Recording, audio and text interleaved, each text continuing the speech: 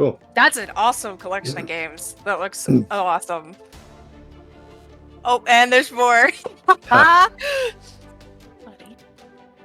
why are you being needy? What do you want?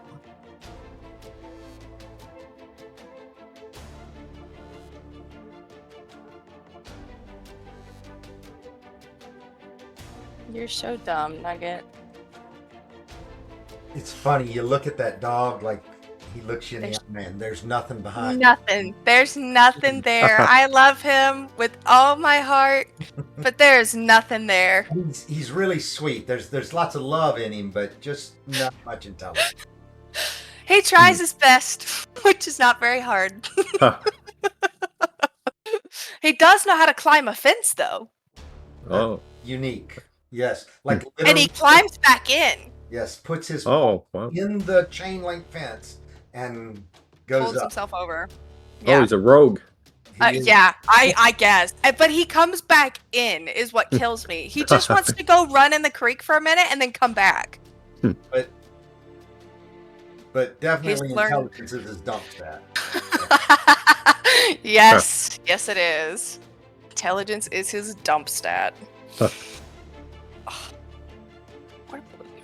Oh yeah.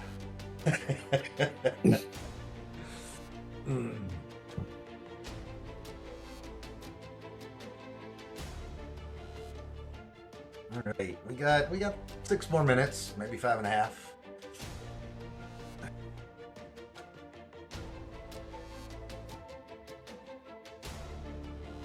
Yeah, I'm actually running a Saltmarsh campaign, but we didn't do the Danger at Dunwater. We kind of skipped over it because they made peace with the Lizardmen separately. Okay. So. Well, that works. Yeah, that works. All right. Yeah, I used to run the Final Enemy back in the 80s, and we didn't have the whole series because our store would kind of get patch meal what stuff we had. So we were always like, okay, we've got this adventure, but we don't have this adventure, and we never could run a complete, all the way through. Yep. Well, and of course I'm running it tomorrow evening, or actually I think Lindsay's going to run Final Enemy tomorrow evening now. But yeah, I have to go to the UGA game. But anyway, so you guys, anybody who plays that tomorrow, and I know you weren't able to play that, Chris, tomorrow, but anybody who plays that tomorrow needs to move quickly. Like it is, and I'll say this again to everybody once we get started on this one, but this one also is not, I have run many Murder Hobo campaigns. This is not a Murder Hobo event, not when we want to get through it today. So no. Well, if you want to end it quickly, guide them into the arena. Oh yeah.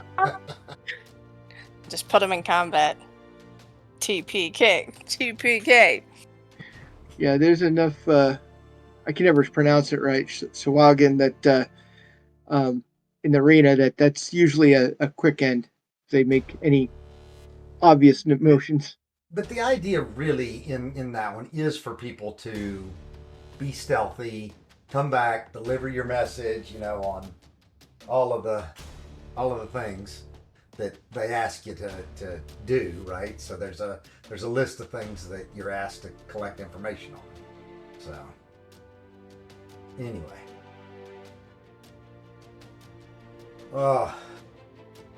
And like if you guys end up playing in my or any of my DMs on my server games, like these characters that you've got, if you wanted to use them again, you definitely be welcome to do that. So cool. I keep exports of all of the characters that people use. So and they save locally too on our end too. Yep.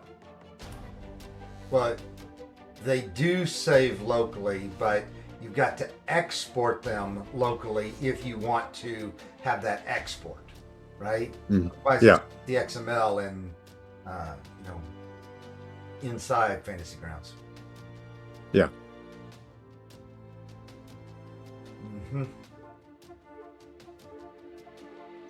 Yeah, female gnome is not my usual character to play. I wouldn't expect that, but you could take it and change it to a male gnome, but because it is created as a gnome with the gnome advantages and Yeah. racial- All you'd have to do is change the picture and the name. So Yep. I just playing tried to get a good variety. Yeah, it's good. I'm playing a gnome cleric thief in my Tuesday game. It's AD&D. Oh, that's fun. I think my favorite active character right now is a sea elf who's an artificer druid multiclass. Hmm. So, and it's really cool because I'm using Keith Baker's subclasses for both. So they're Warforged themed. The Oh, Master yeah. Maker Artificer and the Circle of the Forge Druid. Super duper cool. And my DM is doing an incredible job running with her prosthetic and everything. It's incredible. She's one of my favorite characters right now, mechanically. I'm Nice. actually calling Don since he hadn't responded. Okay. My favorite character was a 2E kit. It was a Ghetto Fighter out of one of the Dwarven kits. Uh-huh. And I had a Druger Ghetto Fighter. So the DM allowed you to double specialize. So I double specialized in daggers with him. And he generally would go to try and take out the biggest guy and usually get the wrong one. Hey, everybody. Howdy. Hello. Sorry. I think I'm running a little late. I apologize. That is A-okay. We are still waiting on one. Okay, awesome. That'll give me time to get Fantasy Grounds going. I'll be honest, I don't use it very often. It's been a while, so You should do be not totally have to worry at fine. all. We are experts. I actually train people on it on the Fantasy Grounds Academy. That's how I met Prometheus originally. So, and I've already had sessions with Chris and the other guy who's jumping on now. He was in another session, is why he was not responding late. But anyway, so okay. yeah. But anyway, we will guide you through everything that you need. So, Fabulous. yep, no problem. And that way I can just focus on the role playing. That's right. That is right. All right. I'm going to grab a drink real quick if you guys don't mind. I'll be right back. We'll mind it on. As soon as Don gets here, we'll get rolling. Considering you introduced me to it last night, I guess I'd be a new user. Yep. Yeah, Chris, you're considered a new user. Although you did log in and watch the stream earlier this week, so at least you had an introduction. Yeah, so I did Roll20 for the first time this morning. This will be my first time actually playing in Fantasy Grounds. Yep. Woo!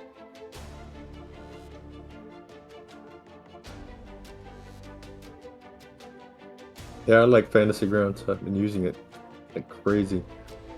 I've found that I like I like a combination of things. Fantasy Grounds is usually the first one I'll go to, but if I for my homebrew stuff, I do a lot of Theater of the Mind, or I realistically just use Photoshop with a locked on grid to show my players the maps. Oh yeah. And because they're total dice goblins, all of us are. So we all prefer to use our physical dice most of the time. And that's why yeah. when I'm DMing, I give my players the option in Fantasy Grounds. If you want to use your physical dice, you can. Because I'm not going to call you guys liars. I trust you. So for the most part, it's just a fun way to mix virtual tabletop as well as the addiction of clicky clackies. Yeah, nice. I gotta dig out my dice for the next session I forgot about that. Let's go grab them.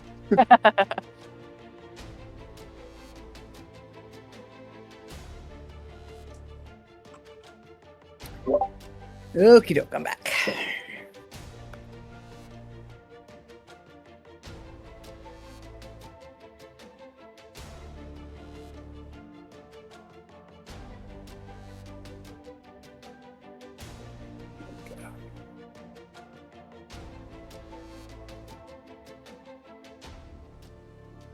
that.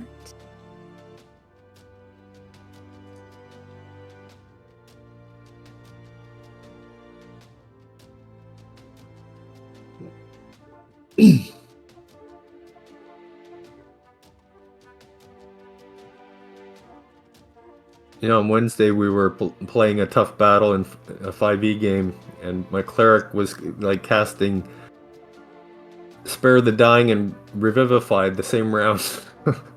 Oh my. That's Okay. bad. Mm.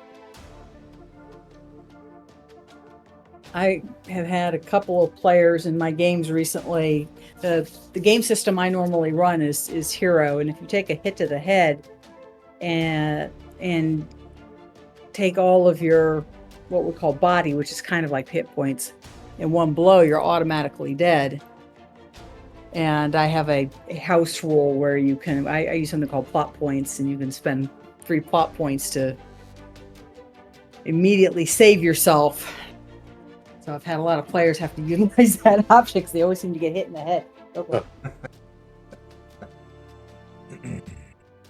I just recently found out that one of my daughter's friends, their father, actually worked for Game Shop and worked for WotC for a while. Is actually wow. working on another Kickstarter game, and so I've been trying to catch up with them at some point. And the kids, between them and another parent, their kids are kind of trying to set up this weird blind date between the 3 fathers. So Goodness. Mm.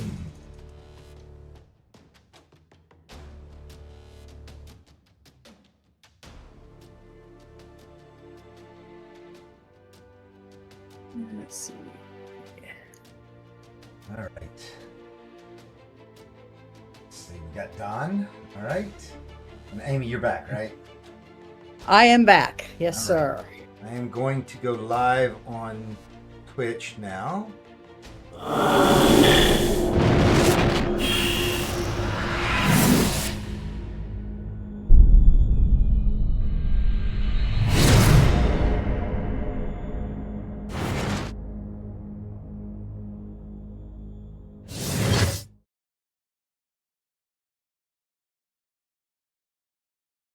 The link, but anyway, we are live. So anybody that's watching, I know we've got a couple of outside viewers who are stalking us. That's awesome.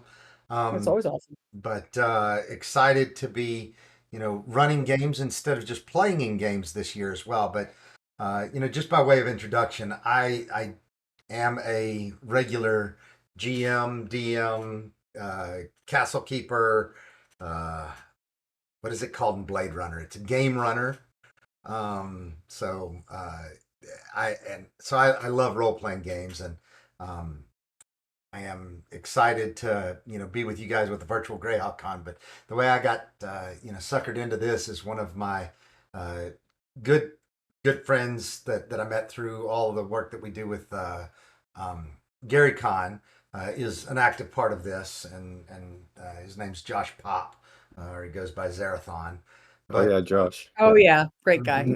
But Josh also introduced me to Jay Scott, and Jay is a fantastic guy who is obviously in charge of all of this too. But I think we probably all know Jay, but definitely excellent guys that convinced me, hey, I ought to be running some games for him too. But for me, I started in Greyhawk. My best friend who has passed now, it was his passion too. And right before he passed, we were all planning on running another Greyhawk campaign and everything. So it's definitely been a very positive, nostalgic thing. But I always pick up the things like the Goodman games, OAR stuff that they have. That's all Greyhawk stuff too. So I love to play those too, or run those as well too. So you'll see, I'm still running Temple of Elemental Evil right now as a perennial campaign. Like this thing's, they've been going well over a year. We did that same group. We met by doing Expedition to Barrier Peaks, and then now doing Temple of Elemental Evil. So we've been going a long time with everybody, but and it'll keep going for a long time too, because they're only on the first level of the Temple of Elemental Evil if you've ever played it. So Lots of adventuring to go. But I'm happy to be with all of y'all today. By the way, do I need a translator when I say things like all y'all, especially for you, Chris? No, not me. I lived in the South for many years. Yep. So, but glad to have all y'all, and that's correct usage, by the way, in the game today. If you've got any questions, like I said, especially about the interface, don't hesitate to ask. And you know, in the long run, I know that Prometheus has taken advantage of this. But if you're interested in running some of your games on Fantasy Grounds, we help out a lot with Fantasy Grounds Academy. And so all of you would be welcome to look into classes and other things like that we've got going on there too. All right. Any questions before we actively start? Hey, Garner, this is Don. I just want to make sure you can hear me. I can hear you fine. How about Terrific. There we go. We're all here. that? Thank William again. You betcha.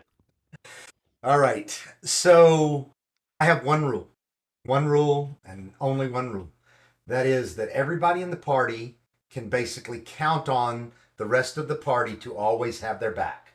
So even if you're the, most chaotic evil of rogues, you may play it that way, but you also play it the way that you know that taking care of these other people in your party is, selfishly beneficial to you, and so you will always have their back, and that way they can also obviously always count on you having their back.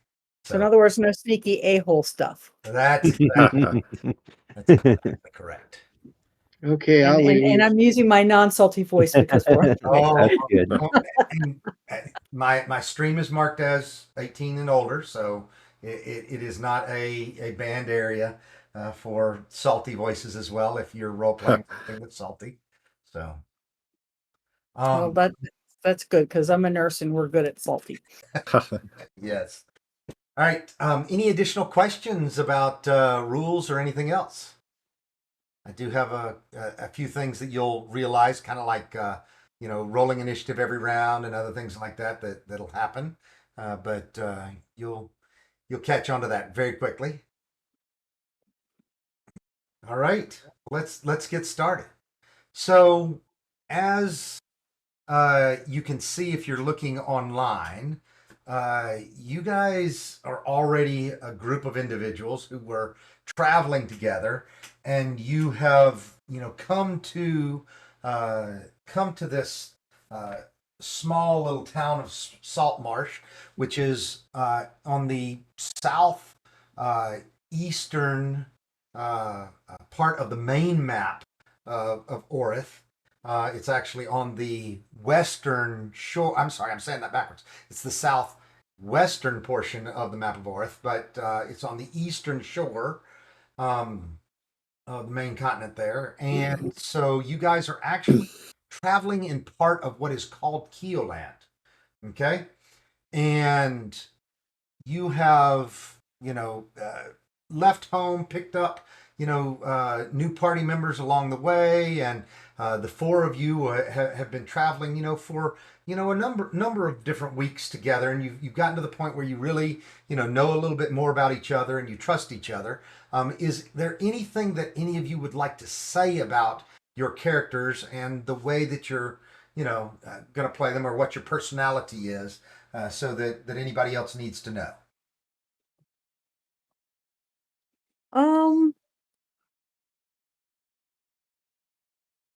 Well, I'm going to say that my character is actually from Keoland. Okay. She is from a town not too far from Saltmarsh called Haven. Okay. And they call it that because it is a town that's populated primarily by half orcs. Right. She's not the sharpest knife in the drawer. She's extremely strong, but she's not necessarily your stereotypical, Hulk smash kind of half orc either. Okay. Very good. All right. So if you don't have any other, comments on how you're playing them, though, let's at least tell each other, exactly what it is that you are playing. So, Chris, why don't we start with you? So I am playing a gnome swashbuckler rogue female named Libby. She's a little bit chaos and been a little bit from around everywhere and just kind of wants to get some fun mischief, but not anything evil mischief. Very good. All right, Don. Yes, Safiel is a wood elf, wood and a druid. So wearing traveler's clothes and has a scimitar, long auburn hair, and is very in tune with nature. Very nice. All right, and Prometheus, Dwayne. Yeah. Ashrin is a gray elf, life cleric. So she's happy to support people in the effort to do good, and is looking to do good herself. Very nice. All right. Well, as you approach Saltmarsh, you are held up by the guard at the gate. It doesn't seem to be an aggressive thing that they're doing, but you're asked to wait right where you are.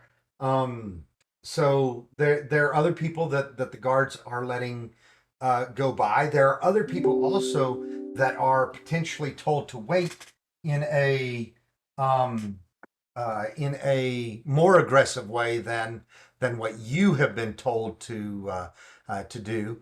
So you see this happening, and so my point is that you don't seem to be terribly nervous about having been held to the side, and they say, hey, nothing's wrong.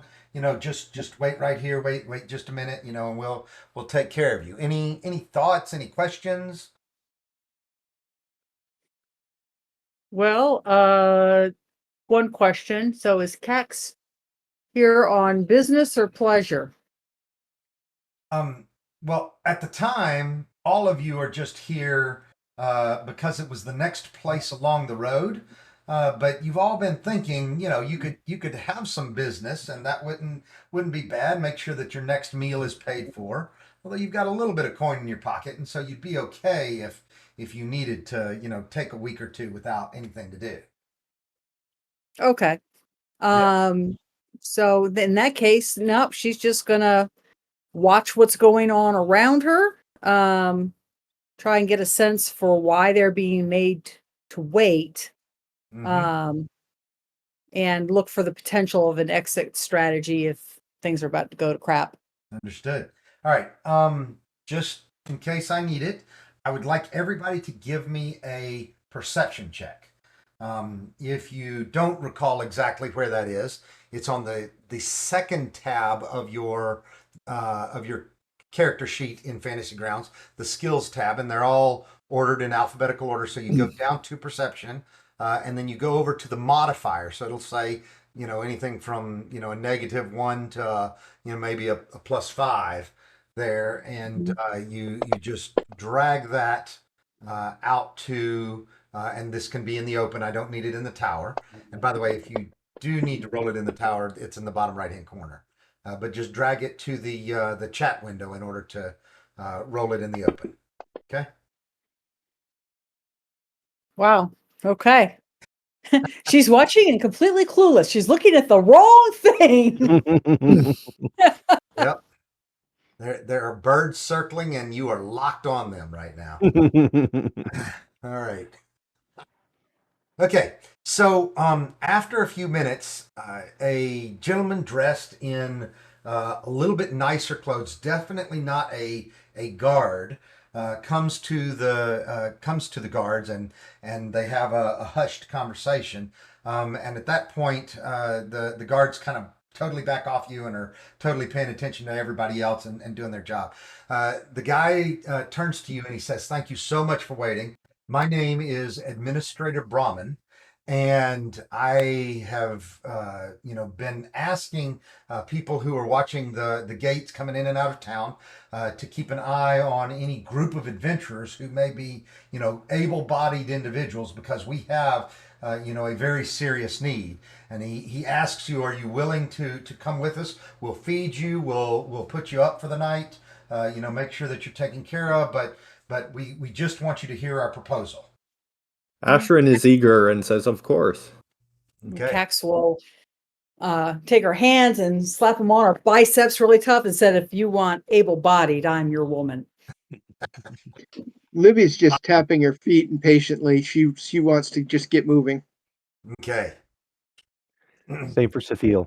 Yeah, free food, exchange for a little chance to make a little money. Why not? That's right. All right. So you guys are led through town, and you're led to what appears to be a fairly, nice building, one of the better constructed buildings in town. You're led inside, and Brahman walks you in, and you are actually met by another couple of counselors here as well. So.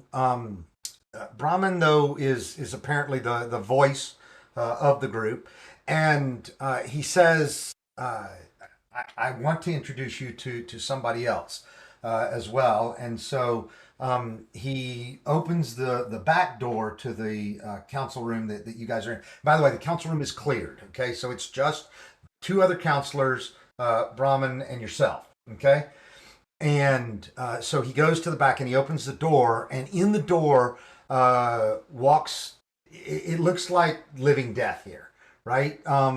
It is what appears to be maybe an elf, but this elf has kind of gray skin and doesn't look, doesn't look like most of the elves that you would think of.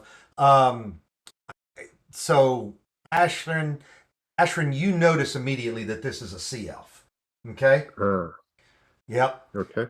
So, anyway, he introduces you to Oceanus, and Oceanus is not in good shape right now. Bandaged up in a number of different places, and you can see obviously some recent wounds that have been healed. Definitely flesh that's been it's kind of fresh and tender, but has definitely been healed by probably some clerical magic as well. And he says that this is Oceanus. Oceanus was part of a party that unfortunately nobody else made it out of the group. But Oceanus wasn't even part of the group to begin with. Oceanus had actually been taken captive. But what happened was they discovered that there was a smuggling ring that was operating out of an abandoned house. And this whole smuggling operation was taken down, but to great cost of those other individuals, and rest their souls. We're taking care of making sure that their families are taken care of now. So, but they were able to help the village out, and in response, they are, they, like I said, they are very appreciative. All of the smugglers themselves were either slain or escaped in the I guess wasn't an attack to begin with, but what turned out to be the attack on what they thought was an abandoned house. But it turned out that the smugglers were supplying weapons to a tribe of lizard folk that have established themselves in the marsh.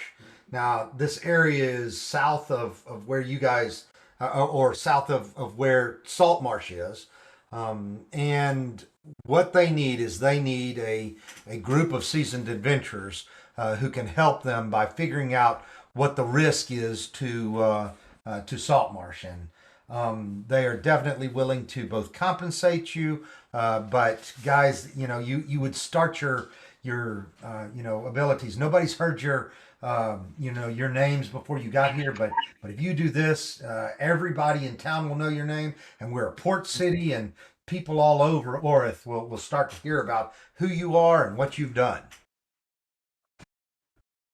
Well, I think that you have made a wise decision by coming out to hire people for this job. And I think we're just the people to do the job, but you don't have to make us too famous. Yeah. Oh, don't worry. we will pay you 100 gold pieces each to make sure that you mitigate any risk against Saltmarsh here.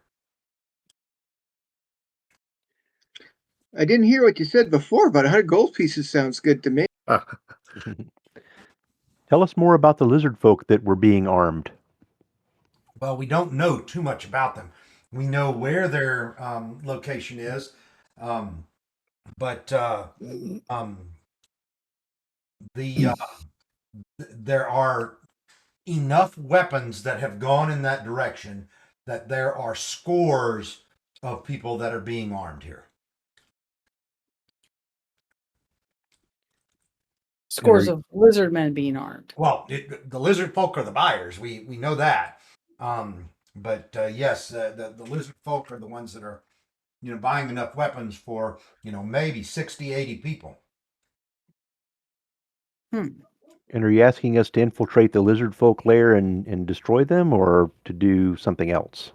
Well, basically to make sure that there's no risk to us going forward. We don't want to start a war. I mean, 80 armed lizard folk coming at us would certainly be bad, but we certainly you know are in need of making sure that whatever happens, they can't come and attack us. What is the history of the relationship with the lizard folk and Saltmarsh? There's none. They are brand new to the area. They were not here last year. If they're buying up arms, that must mean they have some money. One would assume. All right. Well, do you know where these lizard folk, some idea of where they're living, where they have some sort of an encampment or village that they've Yes. put together? Yeah, absolutely. So they got some sort of a cave is what the smugglers said.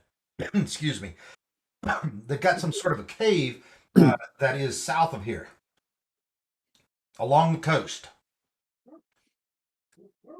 How far?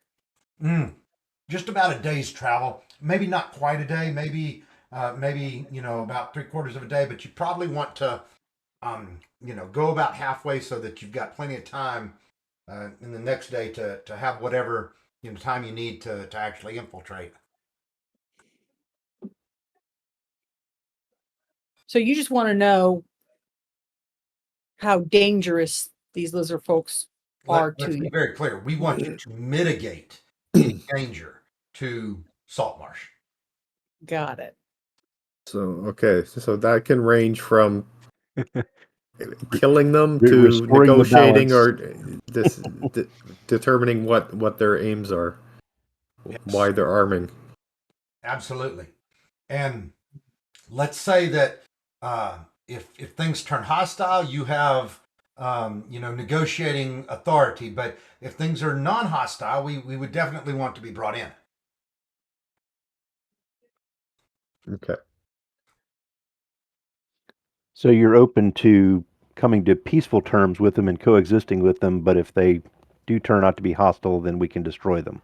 We are open to it, but let's say that we've never encountered lizard men that were our best friends. And what's the environment like around their cave complex? Definitely marshy. Yeah, Okay. it's a big swamp. And have they forayed out of the marsh areas previously? Not in this direction, they haven't. The only reason why they've come is to actually trade the weapons, but the weapons were traded, mainly on a ship. Okay. Libby's tapping her foot impatiently again, saying, "Let's just go, guys. Let's go." Well, if it's really, we got to think about how we're going to get in and out. So if it's going to be really marshy, are we going to be able to take horses or mules in, or are we going to need a boat? Yeah, is there a path or a track along the coast? Um, it is said that there is a path that you can follow. And so, if you needed any type of animal of burden, we could definitely provide you with one if you've got extra gear that you wanted to take. We could also provide you a boat if you wanted to try to approach them from the seaside. But like I said, it's known that there is there's supposed to be a path.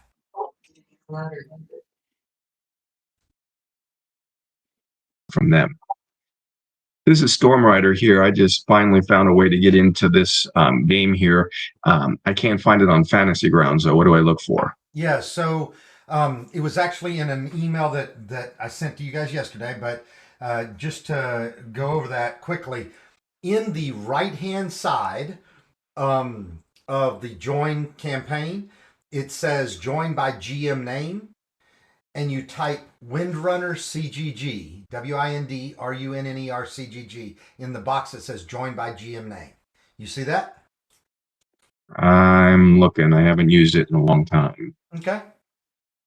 It is on the right-hand side of the join campaign window. Actually, what are you looking at right now?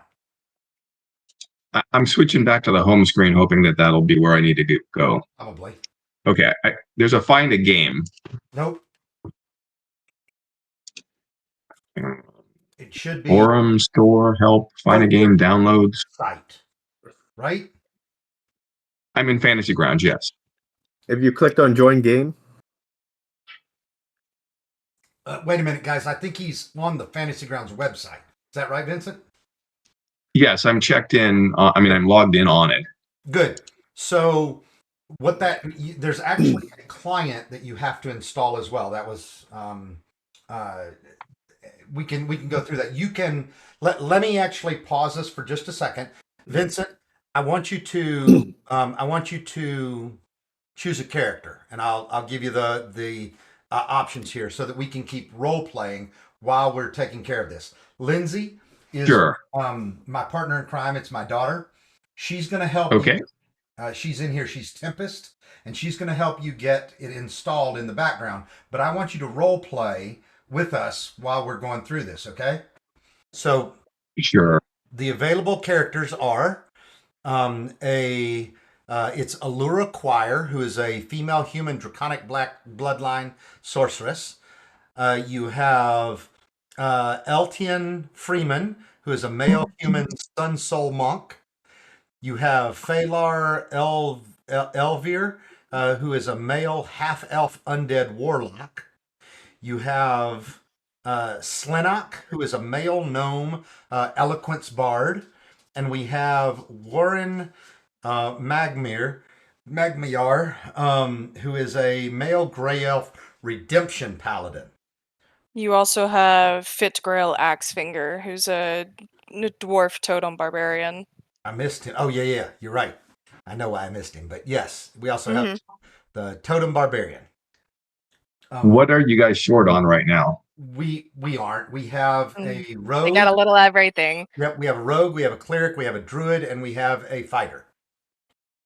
Okay, so you need some arcane power. I guess I'll play the sorcerer, the first one you mentioned. Yep, no problem. All right, good. Laura. cool. All right, and I can definitely take your rolls and stuff like that manually if you've got a set of dice right now until you get in the client here. Okay. A set? Say again? Do you have a set of dice with you? Yes. Okay, give me a perception check. I just want to keep that off to the side for me right now. So make a roll. Your perception is plus, what is it?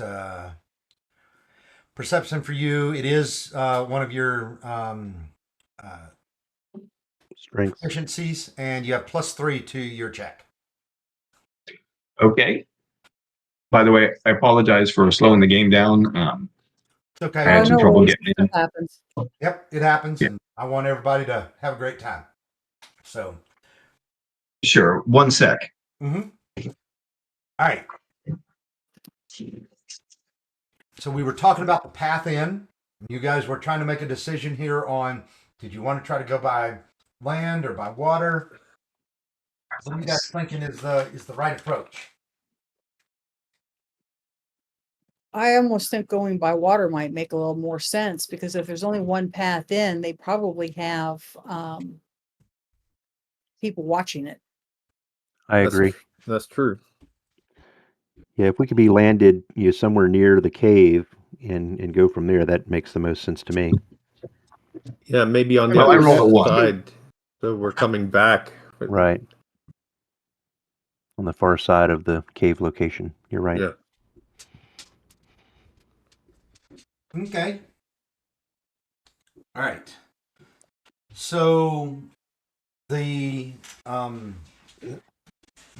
is, like I said, the town is willing to provide you with a boat in order to approach the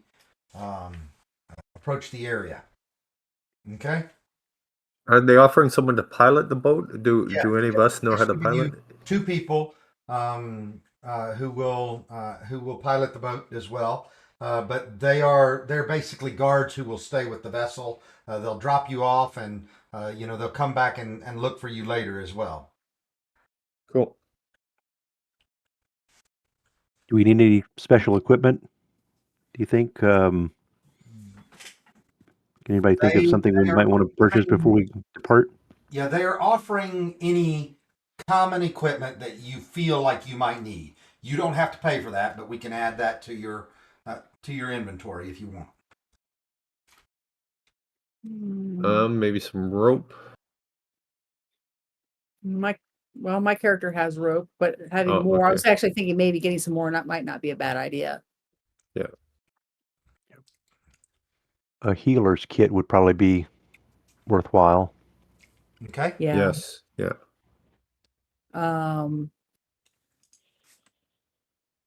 We have a cleric, Yes. but if we can get some extra healing potions or something like that, that would probably be a good idea. Yes. And maybe if we can get them, like a cure disease or sweet water, something like that would be useful. Remove Okay. poison would be good too if we can get it. All right. Cure poison. They say that they don't have a lot of inventory of healing potions, but they could get you at least let's see, there are 5 of y'all. They could get you at least 8 healing potions. Okay. Oh, Brilliant. Yeah, yeah, take it. that's good. Okay. So what I've put in your party inventory right now, and if you know how to take it out of there, you can take what you should have in your possession. I put 2 healers kits. I put 2 hempen ropes. That's 100 feet of rope, and I put 8 potions of healing. What else did you mention? Cure disease or cure poison. They don't have anything that would specifically be able to take care of that. They do have a town cleric who could cast Lesser Restoration, but he's needed in town. He can't go, with you guys. But after the fact, they could try to help as long as you're still moving. Got it. Well, I could use a belt pouch so I can carry some Yeah. stuff in the pouch. I was going to say the same thing. I don't have a belt pouch. I could use one. Okay. Is that what I need to be able to get the potion into my list? No, So to get the potion into your list, you open your inventory, you open the party sheet inventory, and all you do is you drag the icon, which is the red with the white dragon on it. It doesn't really look like a dragon because it's so small, but to the right hand side of the potion, you drag it over. Okay. So I have the pouches. I'm going to drag the pouches here. All right. I see my inventory, but I don't see the group inventory. Where? So to find the group inventory in the upper right hand corner of Fantasy Grounds underneath the tool menu, the second button is the party sheet. And got it. Okay, good. And it's one of the tab pages of the party sheet. Gotcha. Terrific. Okay. Everybody can take a potion of healing, and if you don't know how to do that, I can take care of making sure that you've got a potion of healing as well. So if you need any help. Okay. So we've got Okay. an approach. Okay. Now I grabbed 2 of the potions of healing and one of the pouches. I already have a thing of rope. So if other people want to take the rope, if they don't have it, they can. If not, I'll take one more thing of rope. Yeah, I'll take a rope. And I don't know who wants to take the healer's kit. I took the healer's kit, or I tried to. One of I them will see it. take. I see I it took on. one. And Okay. then, how do I take less than 4 of the potions of healing? It'll just So, take like, one at a time. okay, all right. I saw 4, so I didn't want to be a Yep. hog. Nope. Bingo. Okay.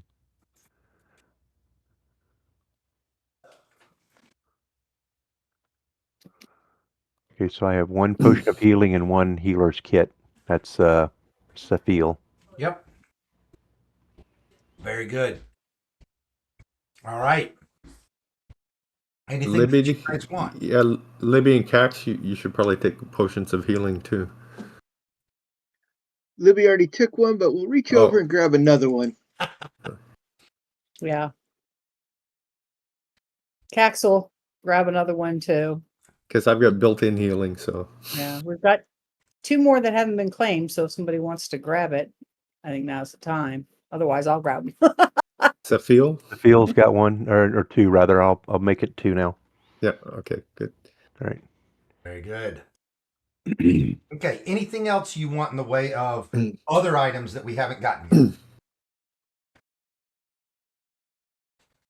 Hmm.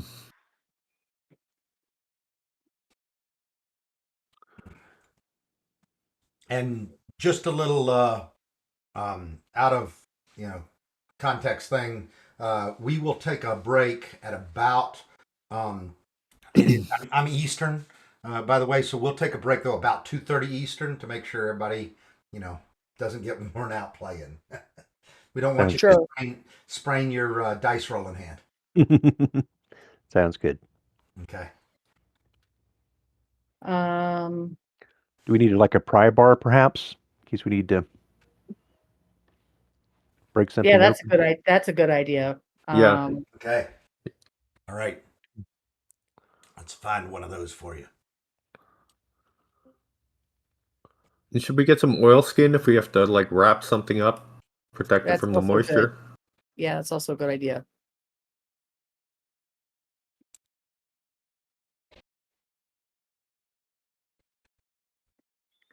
Libby is obviously not a planner, is just looking around impatiently. Okay. It's a show on the road. We have in inventory here in the player's handbook and DM's guide, we have an oilskin coat, which I dropped in there, which will serve as oilskin, fabric for you guys. Okay. I don't know. Yeah, I can take that. I would have thought that there's a pry bar. There's not a pry bar listed here. So What there's about Crowbar? Crowbar, maybe? crowbar. or iron spikes? Yeah, Okay, spikes yes, are always useful. definitely a crowbar. Yep, definitely some. You want pythons, I assume. Yes. Okay. Right. And some of you may have pythons in your inventory because they may have been part of your starting kits, but we'll put. What about a compass?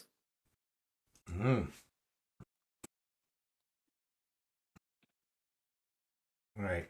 There is not one listed in the player's handbook there, but I am going to create one for you. Okay.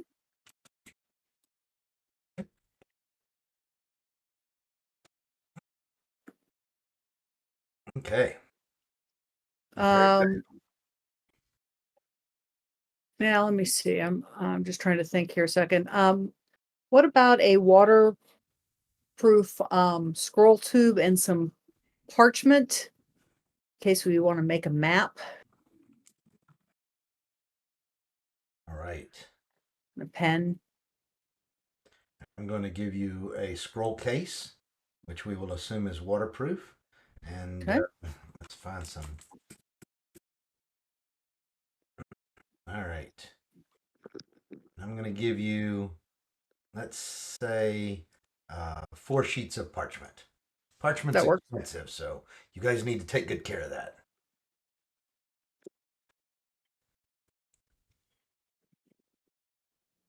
Okay. I'll put it in the scroll case. Yep. All right.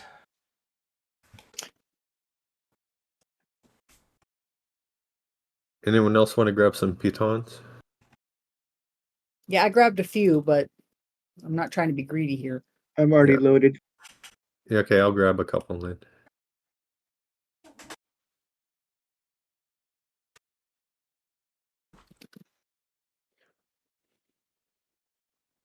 Okay, I think that's pretty good. Okay. So, you guys head off to the marsh. I've got a nice little picture of the marsh for everybody online who's watching. But we head off to the marsh via a boat. Okay. And it's got a small mast, and it's got the two guys are both rowing oars as well. It's not a lot of wind today, so you're not able to make as much headway as you'd like. But they're able to increase the speed by rowing. But after meeting with them, after taking time to collect all of the things that you need, and then after the time that it actually takes you to get down the coast, you guys are looking at late afternoon when you actually land. Okay. So Right. right. So let me see here. Yeah. Do that. All right. So I'm going to share a Hey, map. Dad. Yeah.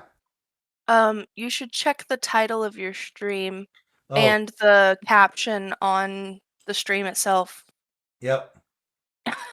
You got 2 labeling problems, Okay. and they're both different. Yeah, I can So- fix that in a second. Just as a tiny heads up. Mm-hmm. I appreciate your reminding me of that. Yeah, Bart sent it to me and he goes, "We have a labeling problem." So, I'm glad Bart's out there. right? Okay. All right. So your ship lands, and let me share this with everybody. Okay. Everybody see the map? Yep. Okay. Yep. Your ship Yes. lands up here. Okay. Actually, I gotta stop messing with the mask. I gotta go back to the play. All right. So your ship lands up. Oh my gosh. Your ship lands up here. Okay. So this is where your ship lands. But I want to show you another part of what you guys observed. Let's see, back to the mask. I'll unmask part of this. Yep, okay. So, all right, what you noticed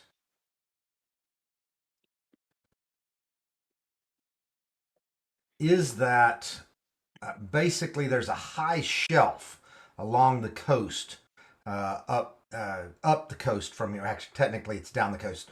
You guys have come from the left. The left is north. Okay. And so you've come down the coast, but there's a high shelf up here, and it would definitely be hard going in order to actually get up there. You could, if you wanted to try, but this is definitely the easy place to go, where you wouldn't have to try to find slippery handholds and potentially risk falling. So it's like a bluff garner? It is. That's correct. Okay. Gotcha.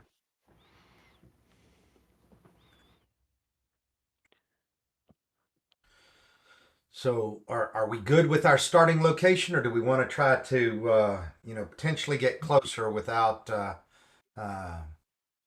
or with the risk of needing to climb the bluff? And the bluff is about 35, 40 feet high. And where exactly on this map is our boat? Your That's the boat part is I'm not. your boat is landed right where that arrow is pointing to. So right where Okay, the dots stop at the water gotcha. is where your boat is right now. And where, relative to where we're dropping off here, is the cave complex about? Do they So know? the cave complex is further to the south, to the right. Okay.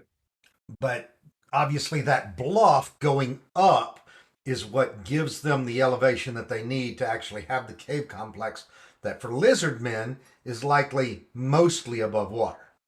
Okay.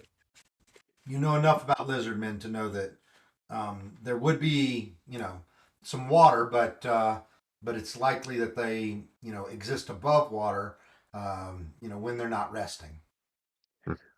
Looking along the coast here, Garner, do we notice any trails or caves or signs of ingress and egress? So let me actually look at your perception check. And as you look at them, you are able to see that there does seem to be some cleared area just above there. They're not immediate trees, but you don't see any specific entrance. Uh, doesn't mean that there's not one, but you don't see one farther along the bluff. If we have someone who's agile, it might be advantageous to have that person, scale up the bluff with some rope and then tie off, and then the rest of us can clamber up after. Libby's practically shaking her boots, saying, "I'll go, I'll go, I'll go." Call for volunteers. Well, by all means, don't let us stop you.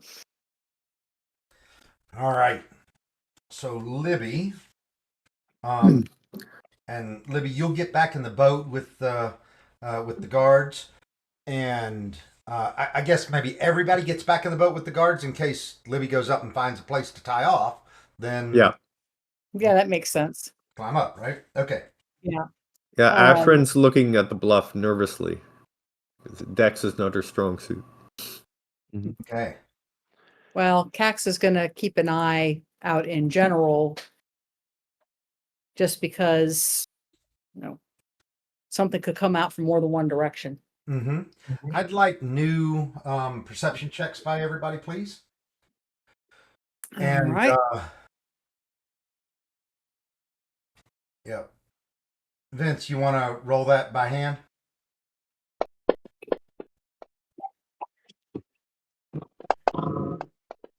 I rolled a 14. Okay. 14. Is that with your modifier? Without. Okay, so it's a 17 total. Okay, very good. Did mine roll? I did not get a roll from Cax. Okay, let me do it again. Yeah. You got to drop it in the chat. There you go. Yep. Okay, that's why it didn't. Okay. Okay, probably good that you had to re-roll. Chances It's are. looking in the right direction this time. Yeah, no joke. Okay. All right. So, you guys get down the coast a little bit, and so what I'd like is you're going to have to roll a couple of different times. It's high enough that it's going to take you a few different checks to roll. So there are definitely handholds, but the problem is that it's very slippery, Libby. So as you're trying to climb up, you got to be very careful. Okay. Let's see, Libby. Normally it would be an athletics check for climbing, but you are very agile and nimble. I will allow you to make acrobatics checks. And so I'm going to need in the tower, please, 3 acrobatics checks. Okay. Okay.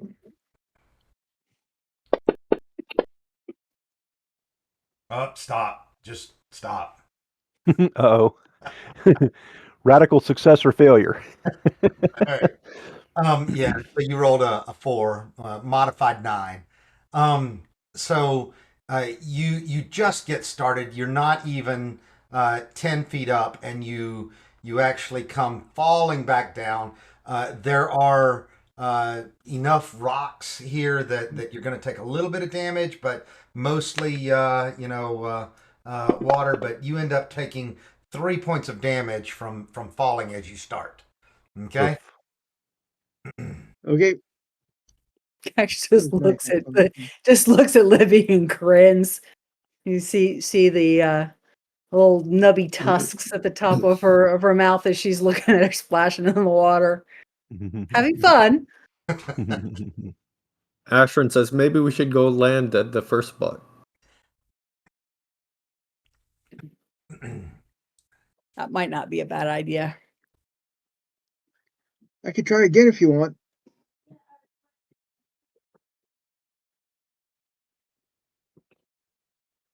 All right. What's the party vote? Sure, go for it. Okay, Cax she's the gonna others, start climbing up. she starts giving odds on the likelihood of success. All right. Anybody else want to climb, or does everybody else want to go back? Cax will give it a go. You want it in the wants- dice tower? No, you're fine. You want it in the dice tower, or do you want it in the regular place? Libby is rolling in the dice tower right now, which is what we needed. And Oh, okay. I think it was Libby- whether to climb or go back for Libby to Oh climb. yeah. No, Yeah. Libby's done it now. You said go. Yeah. Nobody else said anything, so Libby went. All right, Libby. As bad as that first one was, you scamper all the way up this 45-foot bluff. Go, Libby, go. Go, Libby, go. You looked like a spider just going to town, crawling up that cliff. You rolled, and these are modified, but you rolled a 23, a 21, and a 21. Woohoo! All right. So, Libby, once you get up there, you're able to see a little bit more here. All right. So you see a path that goes in two different directions. Okay. And then basically up against the or beyond the path, you see more bluff-like rock area going up even higher. Okay. So Libby looks around and starts to head towards the path. Like, oh yeah, rope. I gotta go put the rope. And she heads back and looks for a place to secure the rope. All right.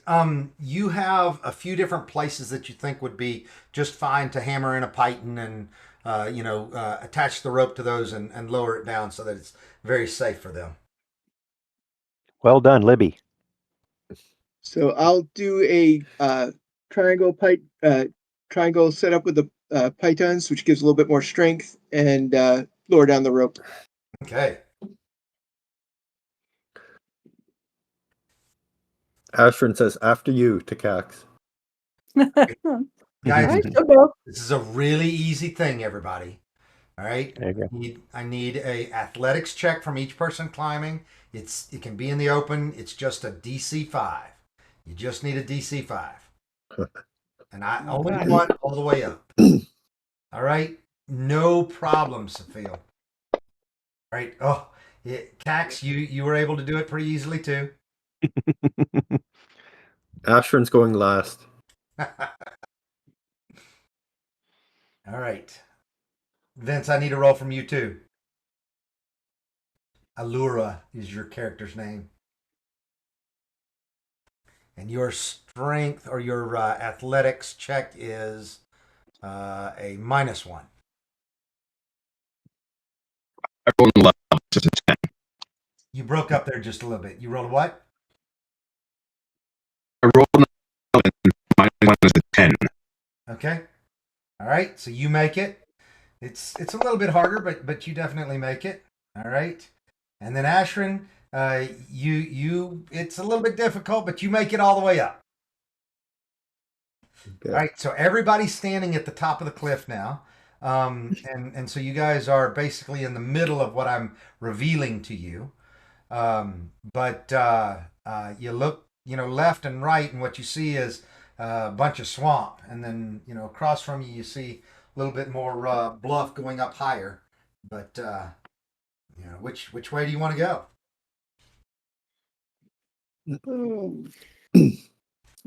Helps if I close my character sheet.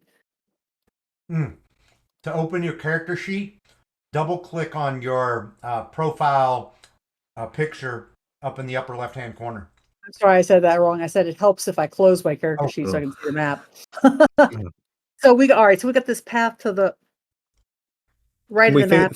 Think the caves are to the south, to the right, or are they down the river some? Kind of makes sense to just follow the level of the bluff and look down and see if we can see something that looks like a cave or a pathway going into the wall. Okay, so we're going to the right, to the south. Maybe Libby could stealthy scout up a bit. Okay. Why don't you give me a stealth check? Oh, I'm suggesting it to Libby. I don't know if Libby wants to do that. Oh. You are not Libby. Yeah. Libby's already on it. Okay.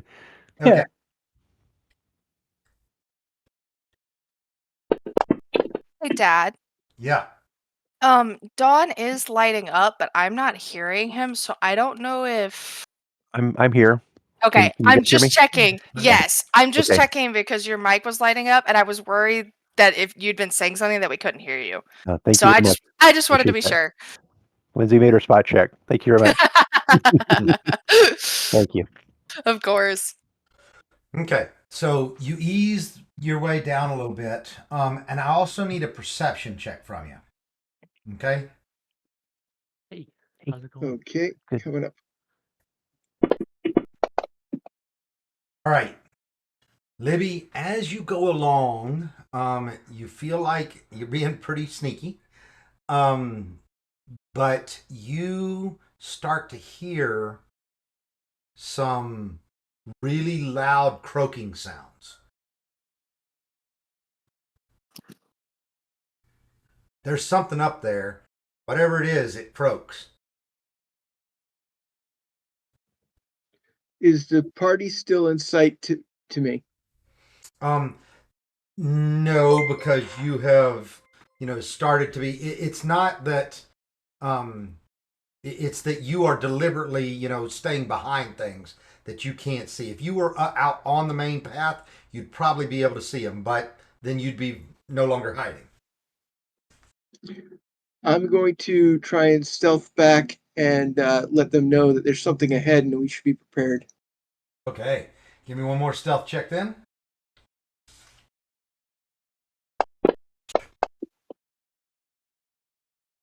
Okay. You step on a couple of twigs as you're headed back. Not Do really I hear any following? You're not sure if you blew your cover or not, but you weren't as stealthy as you were going there. All right, well, I'll go back and report. Okay. All right. Libby's reported. What do you guys want to do? Do lizard men croak? I mean, other than when we call them. No, frogs croak. But these were loud. I'd say let's go left or north.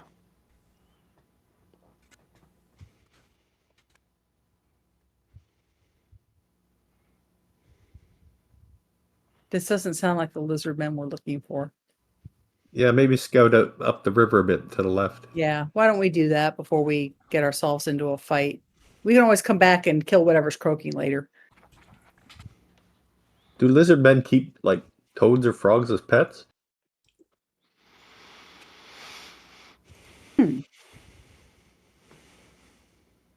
Lindsay, does anybody have a background where they have any clue to that?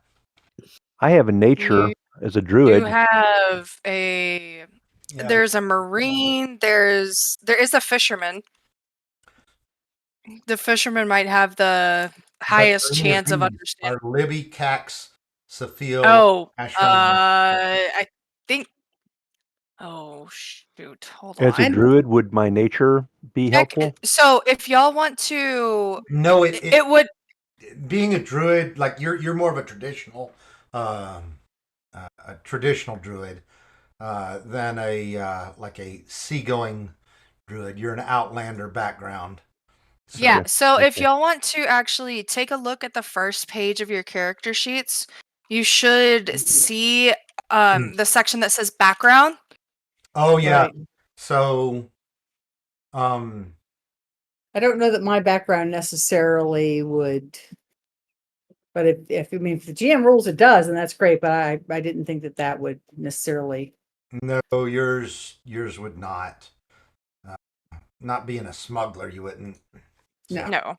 the marine background is the one that I was looking for, which belongs to the I dwarf. think that's barbarian. Yep, it's the barbarian. You're correct. Yeah, I have an I made I a have lot of investigator. characters. Uh, investigator might have a very vague idea. I'm gonna say no. You wouldn't have Okay.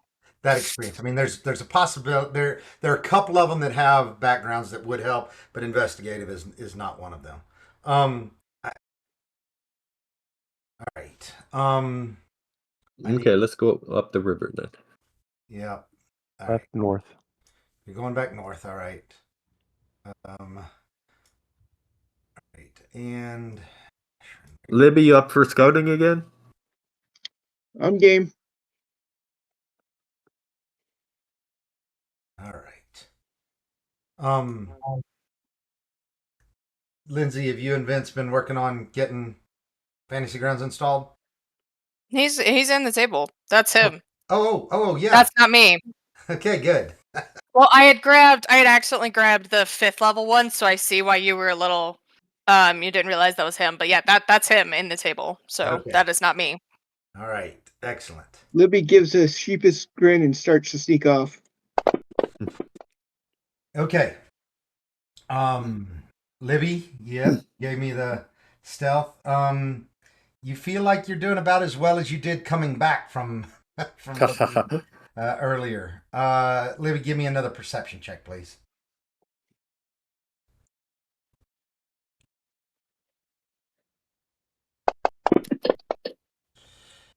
Okay.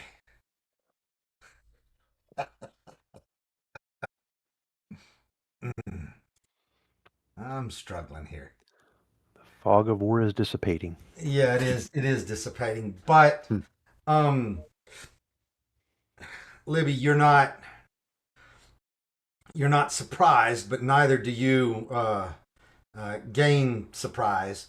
But Libby, you are now standing face to face with what you know is a bullywug. That bullywug sees you, it turns and it starts running down the path. Uh, it doesn't go very far before it's waving its arms, and you see coming up the path from the. Now, again, you heard croaking from the right. Now you're hearing croaking coming from this guy's mouth from the left as well. There, you realize, Libby, that there are bullywugs in both directions. Okay. So I'm going to run back to the party, yelling, "Frogmen! Frogmen!"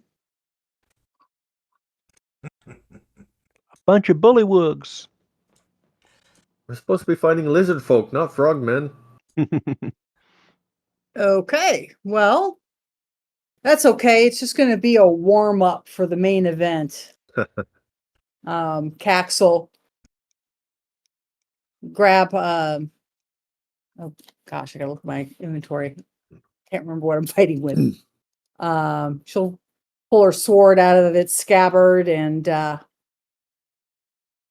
ready her shield and say, "Let's bring it." Ashwin readies her crossbow. All right. So, Libby, you're getting everybody to come. All right. And everybody else is kind of spaced out behind you right now. I'm going to share the map with you guys. All right. There we go. I think I've got 5 people that are actually looking at the map. That's perfect. All right. And I need to show you the bullywugs too. All right. Everybody roll for initiative, please. Okay.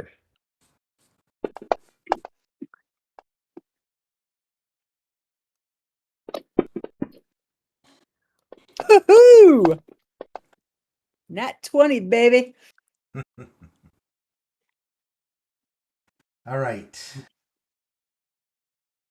Kex, let me put that in. There's actually, you got a nat 20, but you've got, let me look at you here. You've got a +2 to initiative. So that's a 22. Well Yeah, done. it'll factor it in if you hit the initiative button on the No, main page. you don't have to factor it in. So, Amy, on your on the front page of your character sheet, if you double click on that square that says init, right below it, the Yeah. you got +2, it'll do it Yeah. for you automatically. That's okay. All right. Okay. Allura, Vince, I need you to give me a initiative roll as well. Did you hear how you do that? Yeah, I'm looking for it. I don't see the init on the front page. Yeah, It's in the the center of the page, center Yeah, of the main tab. Oh, there it is. Yep. Yeah. Awesome. Okay, good job. All right. So, Cax, you are the first to be able to take action. All right. You've got a movement speed of 30. Oh, my homebrew rule for movement is that your first diagonal costs you only 5 feet, but your second diagonal and every even rounded diagonal after that costs you not rounded, but you know what I mean. So your second diagonal, your fourth diagonal, etc., costs 10 feet of movement. Okay. All right, so I'm a little confused by the map because I can see our character tokens, but I can't see the bullywugs, and I thought we could. Yeah. I think they made this dark. Hold on. Let me make it light for everybody. Yeah, poor Allura's in the dark. She can't see anything right now. Yeah. Oh, All right. So line of sight should be on. oh, there we go. There we you go. go. Okay. And There brilliant they are. Technicolor. Much better. There. Brilliant Technicolor. But All right. So, Cax, you can see you've got some trees blocking your way here and there, blocking your line of sight, but you can definitely see, 3 of those bullywugs on down around there. Okay, and how can I determine?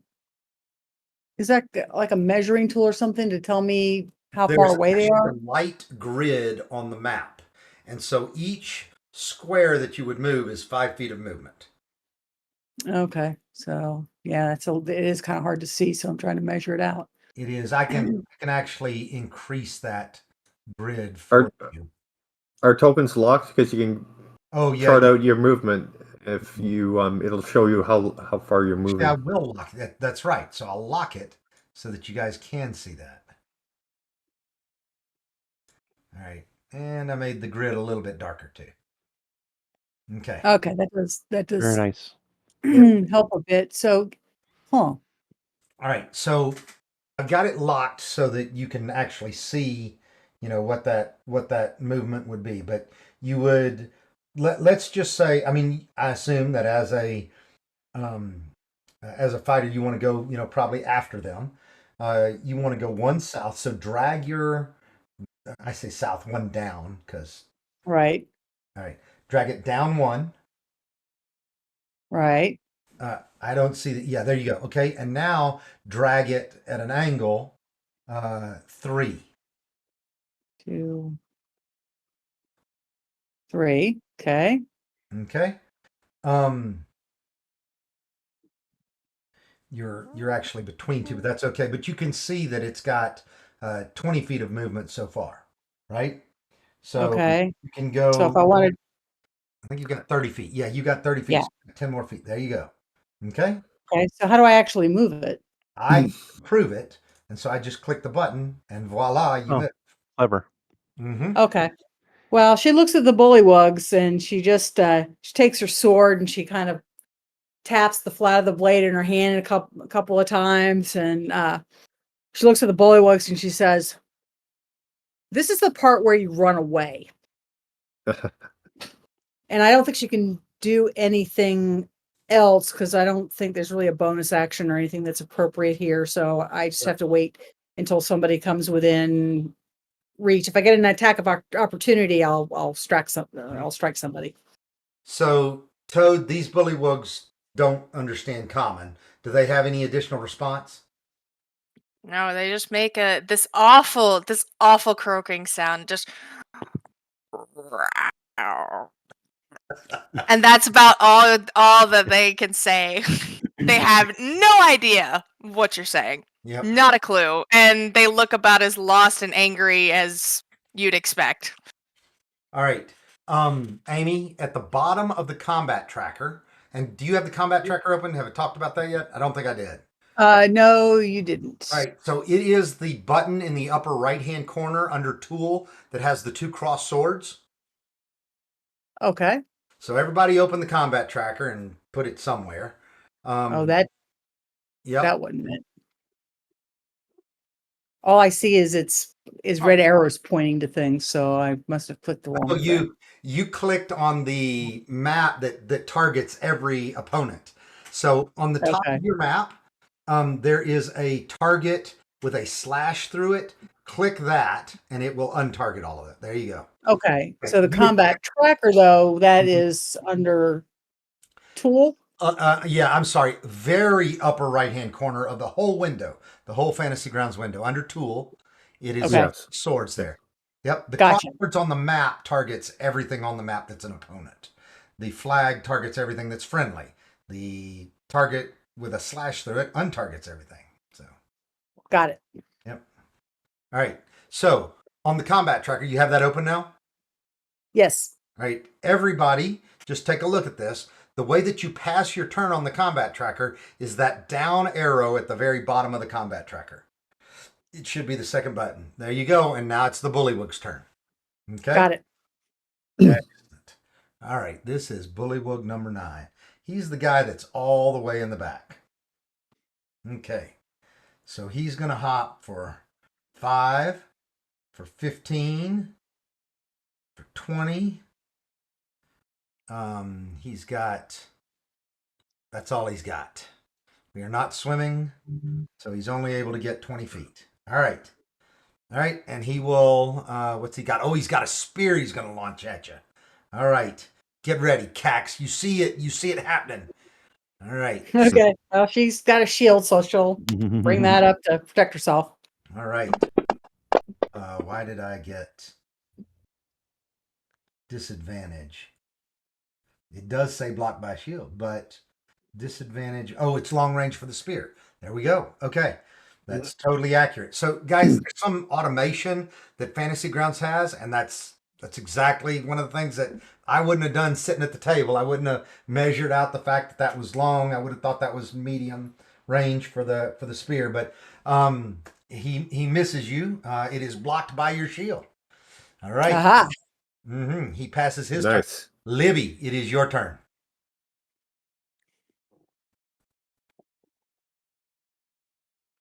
I want to go move a little bit to the side so bigger people can get by. So I think I want to go right about here and see if I can't do some range attack. Okay. All right, so you move 10 feet over. There you go. All right. And so, Libby, if you remember from last night, you've got that short bow. So you go to your actions tab and you just drag that attack die from your actions tab on your short bow. Yep, to whomever you're attacking. Oh, and he dodges out of the way as you launch an arrow at him. And actually, we needed to give you arrows. You've shot your first arrow. There you go. All right. Sorry, Libby. You've got 20 more feet of movement if you wanted it. So, but you're out of people's way to get by you. All right. So Bullywug 17. Now Bullywug 17 can actually get right up to Cax. Ribbit. All right. Does that invite an attack of opportunity since he's coming right up to her? No, it does not. You Okay. you used your action, so you didn't prepare an action that would do that. An attack of opportunity is technically them moving out of range from you. Got it. So there are a couple of ways that you could have done that and gotten that, but none of those actually applied in this situation. Okay. All right. All right. So he hops up there and he's going to try to bite you and stab you with his spear. Oh, and he snaps at you, but it glances off of your armor. All right. Okay. Yep. And then he I stabs like it. you. Really bad. Like it's really bad. You don't even have to move. So he just kind of stabs at the ground in front of you, and you hear a sucking sound as he pulls the spear out of the mud. All right. You could at least try and make it a challenge for me, she says to the boywook. And I know he doesn't understand it, but you know, All cinematic. right. Ashra. Body language communicates. Okay, I'm gonna cast a bless on some of us that aren't in melee. All right. I know you know how to target and Yeah. put that on them. Okay.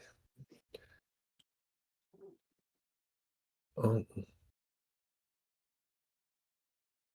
Think you got so Ashran, you are I think you clicked on Allura. oh, okay. Sorry. Let me see if that's Yeah, there you go. there. Yeah. Mm-hmm. And myself. Lindsay, where do I look to get my spells? It should be on the actions tab. Bingo. Got it. Okay. And then I'm gonna move up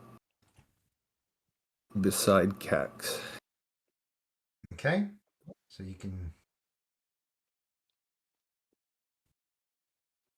all right. There you go. Excellent. All right. So Allura, it is now your turn. You are blessed right now. Okay.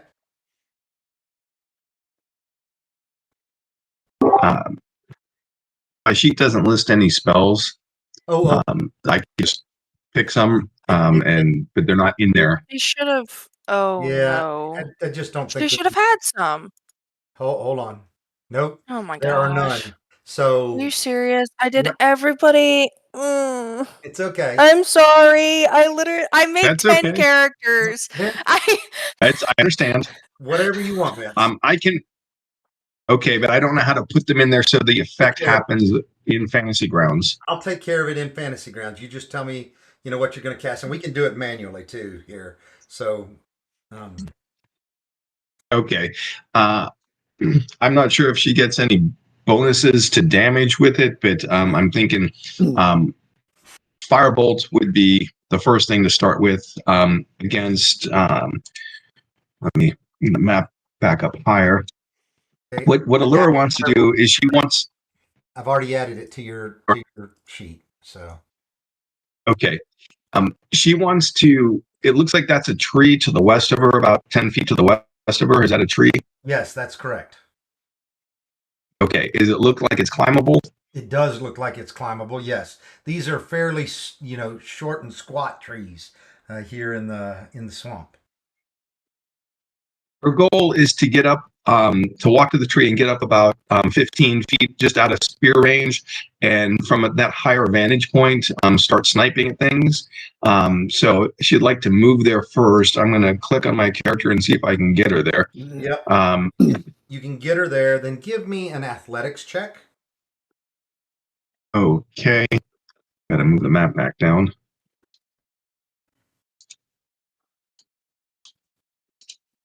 And you can just double. He's better at acrobatics.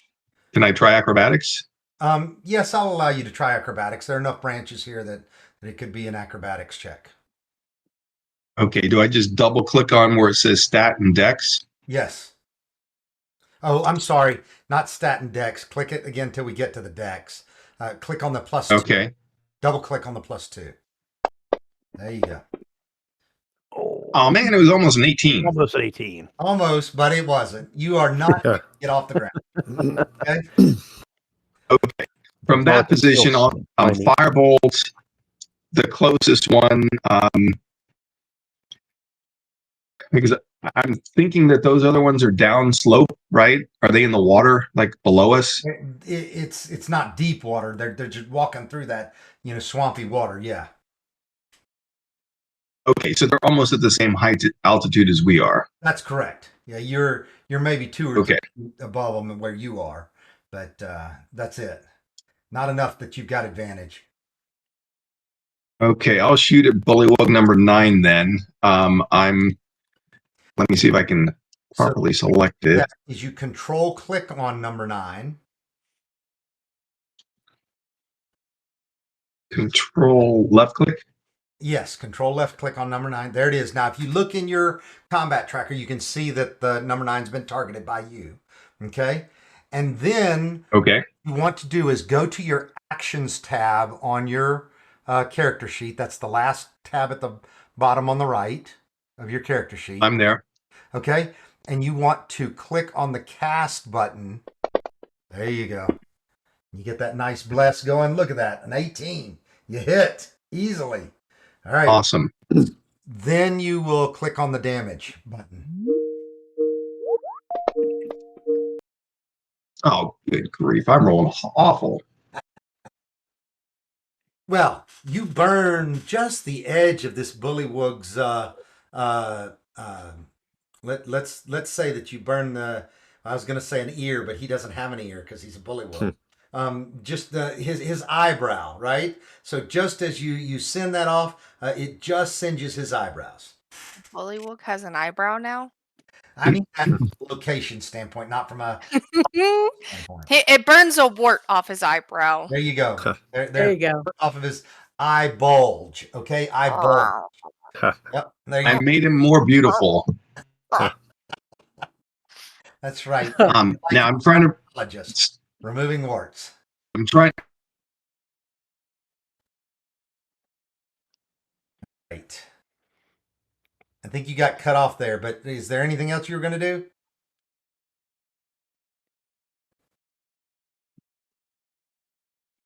Vince, can you hear me? All right, I'm going to pass his turn. It is Bullywug 7 coming up from the back. That's going to be 1, 2, 3, 4. That's as far as he can get, but he can now launch a spear, and he's going to do that at Ashrin. So, Ashrin, you have a Bullywug spear coming at you. All right. I can't. My faith will shield me. Oh, I There guess you not. go. it It absolutely did. All right. It did indeed. Well done. Ouch.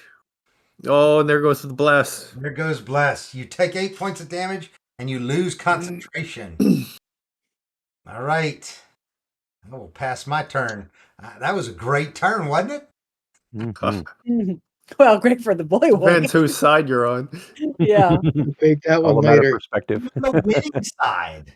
All right. Yeah, Cax just looks at him and goes, finally, somebody who knows what he's doing.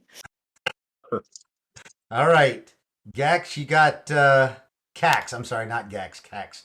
I work with Luke Gygax, and so his company's called Gaxworks. So anyway. Oh, yeah. Yeah. All right. Ooh, he misses terribly.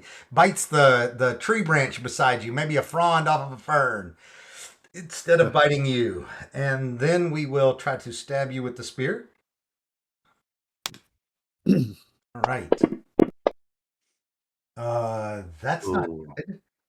Wait a minute. Isn't he right there? Yeah, he is. Oh, you did it as a ranged attack, so that's why. Yeah, I used the wrong one. Let me do it this way so I'm not rolling at disadvantage. Almost got a 20. Almost, but not quite. It's good, but it glances off of your armor. All right. Bullywug 6. Let's see. 6 is... He's the last one in the back. All right. 1, 2, 3, 4. That's as far as he can get. He's not going to waste his spear at long range. All right, Safil. Okay, so I Fia? can move.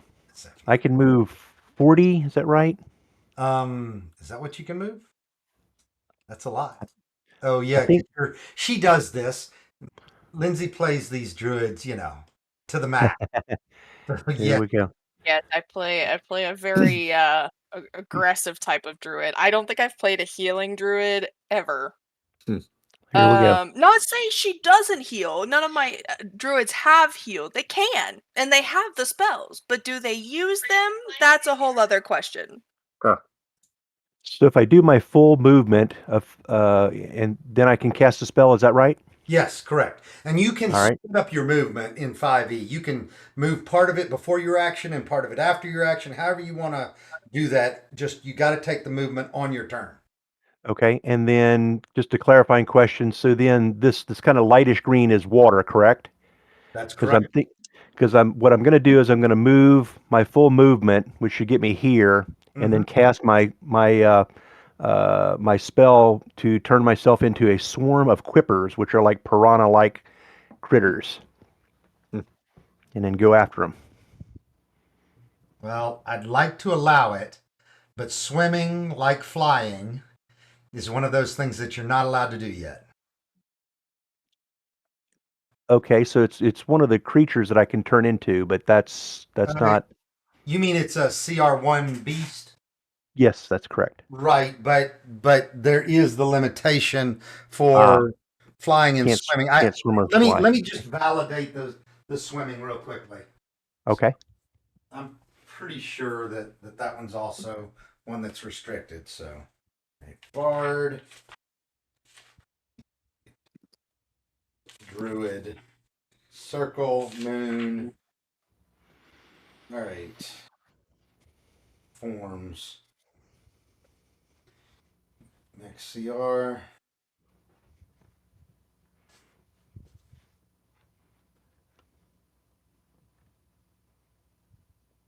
Lindsay, you don't remember off the top of your head, do you?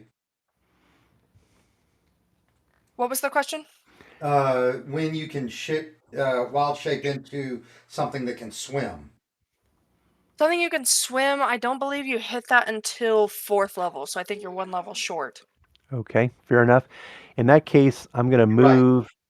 I'm gonna move and I'm gonna use my ice blade against the bullywugs. Okay. All right.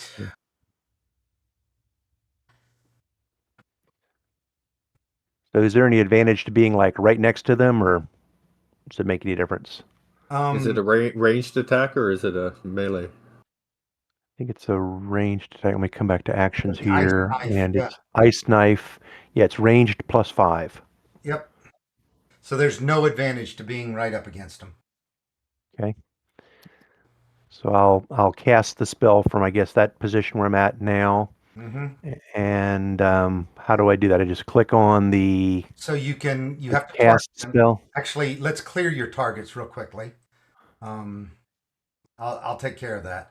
All right. So the easiest thing to do is to pick which one you want to attack and just drag that cast button onto them. Okay. And So where did let's it say that go? you're doing Bullywug 1, which is the one right south of you. Gotcha. Okay. Drag that cast button from your spell from Ice Knife onto Bullywug 1. All right. I'm gonna grab the cast and go to Bullywug number 1 and let him have it. Boom. Yes. All right. Something else was targeted, wasn't it? No?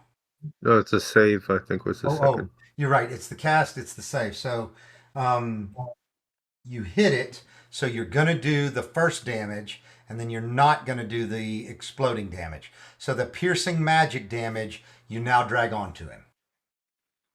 Okay, and got it. Okay, so I grabbed a little damage icon. Yes, Bring the it. first one. Boom. There we go. Yep. Take that. There you Oof. go. All right. He's hurt. All right. We are at time for our break, but let's just finish this melee, and then we'll take our break. Okay. Sounds good to me. Yep. Yep. Cool. All right. So, passing your turn, it is my last Bullywug's turn. He is going to, let's see, that's 1, 2, 3. Oh, and with a 4, he can get there. All right. So, Ashrin, prepare for a bite and a spear. All right. There's your bite. Nope. No good. All right. Spear melee this time. Either way, it was bad. Could have been worse though. It rolled off of that one. All Yeah, right. it was almost Yeah, I a was gonna fumble. say. Yep. I missed both times. Allura. All right. So this was one of the things that I said. I re-roll initiative every round. Allura, you gather yourself and you're fastest to act this round, and so you gain initiative. You want to try to climb again?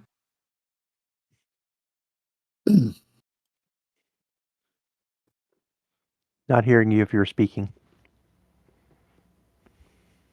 Vince, did you make it back? Yes, I'll try climbing again. Let me make the roll. Yep.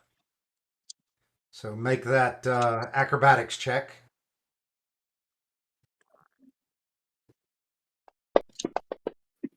Oh, much better this time. You're able to scamper up 15 feet, but that's as high as you can go. Okay. And from there, does it look like any of my companions are in trouble? Well, right now it's certainly the case that Ashrin has taken some damage, but it doesn't look terrible at this point. So things are okay for your companions. Okay. The other 3 are still approaching us, right? Yes, everybody's approaching you. Okay. So I'm thinking of trying to cast a sleep spell on it.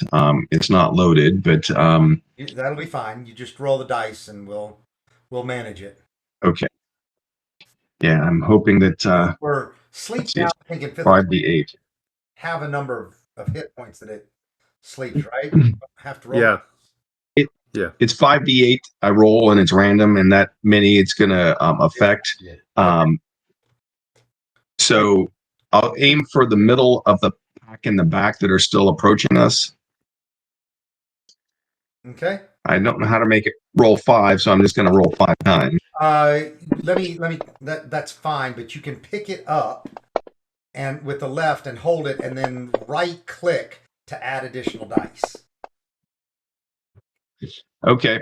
8, 10, 19, 20. So 20 hit points. All right.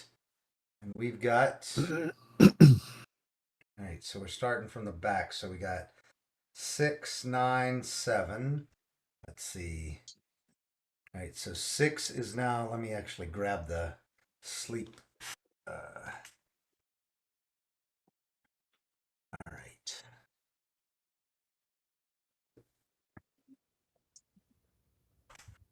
I'm just going to put, there's not a sleep on here. I'm definitely incapacitated is what I'm going to put. All right, so 6 is incapacitated. That's that many of the hit points. Then I've got 9, which is that many. And that's actually all you're going to get. You got 2 of them that are now incapacitated. So the 2 in the back basically collapse right where they are and seem to be just lying in the mud. No, that helps. Okay. All right. Bullywug 5 is right up Ashrin. Okay, Ashrin. He is going to.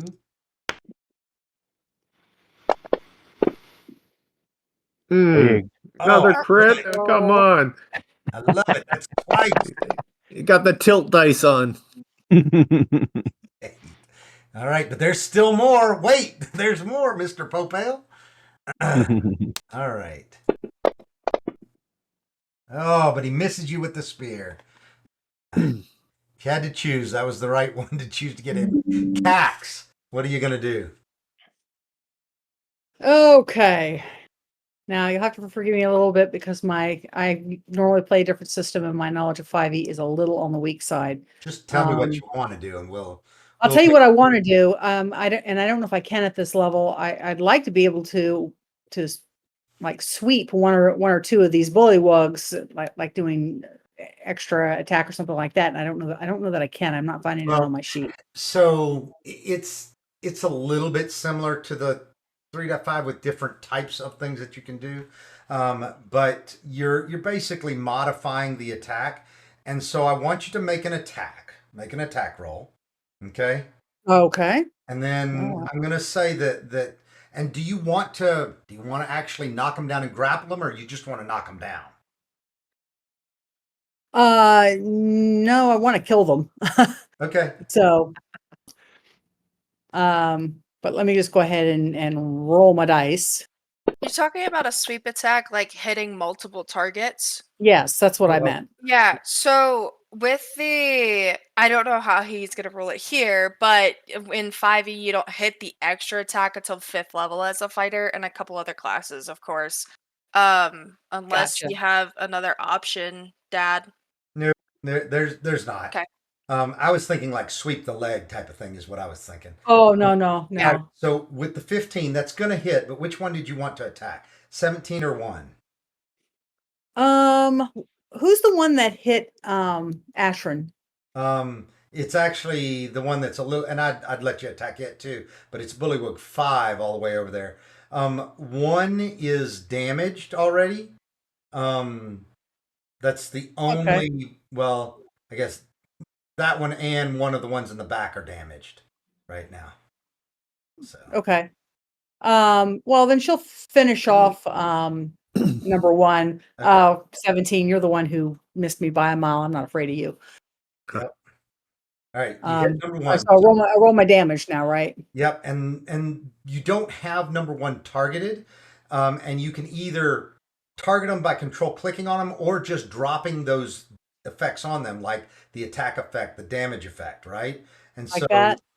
for you and for Cax, that is dropping the on your actions tab, and I'm not opening the right one now. On the actions tab, dropping that 1d8 plus 3 slashing on them. Make sense? Okay. Hopefully I did it right. Oh yeah, you Nice. did. Oh, Absolutely. Oh, You no, did it very right. it's okay. I'll drop it actually on them. Maximum And, right. and yes, so immediately one goes down, and you have slashed his gullet. He is no longer alive there. Okay. Yep. All right. So then I guess that's the end of my turn. oh no, you can move. And what you should, Oh, yeah, that's true. I can move. what you can do is circle around and flank him behind, and then Yeah, you'll I have was just thinking advantage. that's a really Yeah. good idea. Yeah. Mhm. So 1. Just drag him to the other side, opposite Yeah. Ashran. Okay. Oh, you mean over here? I'm not seeing where you're pointing. I'm not Oh, either. okay. You don't see where I pointed. I'll come over here. I don't want to invite an attack of opportunity. Well, You no, don't if you, have to. Let me show you. So I think it's Alt that I hold down. If you do this, Oh, okay. yeah, and then we'll have advantage to attack because you're flanking. yep. Got it. Okay. So let me hit other the- one's distracting them, so they give you advantage in your attacks. Got it. Very All good. right. So All right, let me hit my. turn, Cax. All right, Bullywug 17. Well, Bullywug 17 doesn't know that you insulted him, but he's still going to attack you again anyway. Oh yeah, you get bitten. Maybe I underestimated you. You might be worthy after all. You did. Huh. All right, now he's going to poke at you with a sharp stick. Not very effectively, though. All right. You might be teachable. Huh. Oh goodness. Yeah. It is 7's turn. 7 is right there next to you. He moves a little bit closer. He's going to try to bite you too. Nope. That's not very effective. Let's try that sharp stick thing. Close, but no. He misses as he tries to poke you with his sharp stick. He will pass his turn. Libby Webble. So Libby is more emboldened now that the bigger people are up front and is going to move to try. All right. There you go, Libby.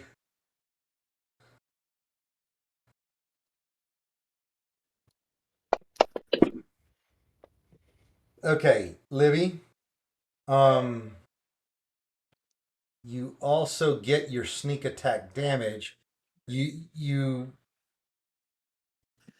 that you would have been doing it in a different way and gotten it automatically because of um, flanking as well. Had you flanked, but you didn't. But what you did do is you attacked somebody else who was up against somebody else, so you get that damage automatically. It's an extra 1d6. And Lindsay, where did Libby's? I don't know. You were messing with it yesterday because you didn't have the right one. I got it. Okay, Libby, just roll your damage. So roll 1d. And it rolls There you go. d6 automatically. Boy, thank goodness Oh, you have d6. that got dropped on Ashrin. Ah! All right. Oops. Libby, who were you trying to attack? I was trying to hit Bullywug 7. All right. We'll do that. We will credit Asher back 10 hit points. All right. I know you told me to attack your party members. I didn't do it on purpose. Yep. All right. So 7 gets hit for 10. You're supposed to have my back, not with a knife in it. Literally. All right. Move faster next time. Damage. Very good, Libby. Anything else? That's it. Okay. You know, at higher levels, what happens then is that you get the ability to take an extra move. You can actually disengage and move. So anyway, all right, but not yet. You're not at quite high enough level. All right, so Bullywug 6. Bullywug 6 is gonna snore at you. All right, Sephiel. So I'm going to cast a Wither spell. It has a 10-foot radius, 60-foot range. So is it possible for me to target the two bullywugs that have been flanked, or do I need to go kind of farther out and hit at bullywug 9 and 6? All right. Are you casting Wither and Bloom? Yes. Okay, I love this spell. I only just found it. It's really, really cool. It's the 10-foot radius, and if you put it where it's around your party members too, any party member who's injured can expend a use of a hit die to heal themselves as well in this radius. Cool. So it does both Wither and both Bloom. It's I like Wither and that. Bloom. I love it. It's such a cool spell. Very good. Well, let's do that then. Let's maximize. Let's get the 3 bullywugs and my 3 allies there if I can. You can get 4 bullywugs. Ah, there you go. Bing. I do that. So I'm gonna take the little die. Is that right? And no, it's too much. Hold on just a second. It's too big. Okay. There you go. All right, so Ashran's in it too. There you go. There you go. I'm the one that needs a hit die. Right? There you go. I'm here to help. Mm-hmm. That is a really neat spell. I love that spell. Brilliant. So grab the. Where did the little dice go? Where is it? Okay, here we go. All right, grab the dice and let her go. Bing. Oh, Maybe not. Wait a minute. You don't have it targeted. Yeah, you don't have them targeted yet. Hold on just a second. Okay. Alrighty. Help with that. Okay. Right, so. Okay. Do I touch my person's picture? Yep. And then so is it targeted now or on everybody else, which I'm going ahead and helping you with. Okay, thank you. Right. So that should be everybody. Go ahead and do it now. You're gonna want to take off the allies, Dad. The 'Cause way the- that the spell, yeah, so the way that the spell works is basically those that you're targeting those that you're targeting to do damage to need to make a Constitution saving throw. If they fail, they'll take 2d6 necrotic or half as much on a successful. Right. Automatically, your party members can choose in that area to roll one of the unspent hit die. That's just a choice that they can make. All right. Okay. Go ahead So and just all you got to do now is click the die the cast die that's right okay. to the right of your Wither and Bloom. And I thought that there were a couple of other bullywugs kind of down on that lower left. Did they? Oh, if they're outside. you've got all but one included. Okay. One of them's dead, and the ones that are down there are asleep. But Okay. but the and I'm gonna say that doing necrotic damage will wake it up if it doesn't kill it. But you need to make sure that this is totally meta. You need to make Yeah. sure that you catch Ashrin Gotcha. in the That's bloom that's part of that's this. that's, So that's what I you want to do. need Okay. where So you're- we've got it properly targeted now. Yeah. That's correct. All right. Yep. I'm going to go ahead and throw the dice. Bing. Right, and 3 of them failed, 1 of them succeeded. But go ahead now and roll the damage. Okay. Just hit the one beside it, the necrotic blood droplet. Okay. Whoops. I'm sorry. I Hit did the wrong one. Yeah. There we go. Boom. Well, it's not gonna. Hold on just a second. I need to correct some of the damage here. Okay. So.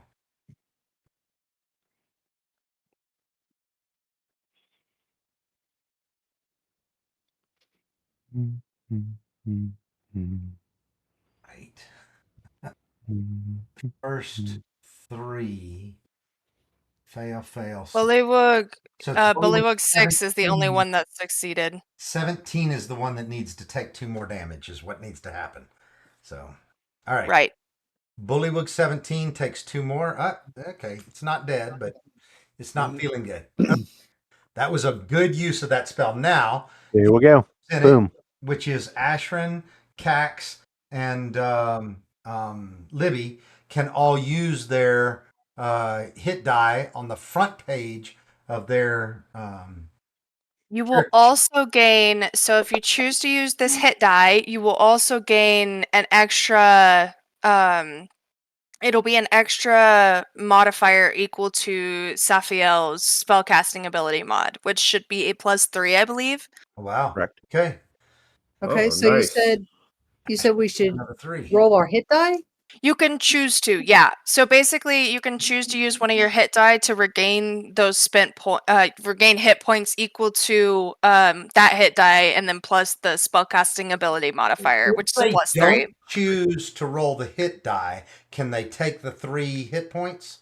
No, Whatever. The it's casting- just in addition, one creature of your Okay. oh, it is one creature. I'm sorry, that is my Oh, apologies. It alright. is one creature, but that would have been Cax. Ashrin, Or or not. not Cax, Ashrin. Yep, Ashrin. All right, we're good. That's my bad. I forgot it was the one creature. That Alright. is the So one it's- thing I forgot. It's use it or lose it, right? Pretty Mhm. much. Yeah. And there's no downside to using it. But it was only So- one creature. Sorry.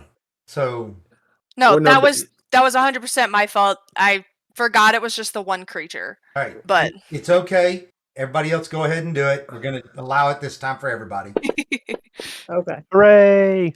There we go. It's a super powerful druidic natural spell. yeah, it just the nature's just flowing through you. Just gave you that little extra oomph. That's right. All right, pass your turn, Staphiel. That was well done. Nice. Yeah. Yep. All right. Love that spell. You bet. All right. Don, you got to click that down arrow at the Oh, bottom. of right. the- Let me get. Yep. There we go. Boom. Got it. Excellent. Ashrin. Okay, I'm swinging at Bullywug 5 with advantage. Yes, you are.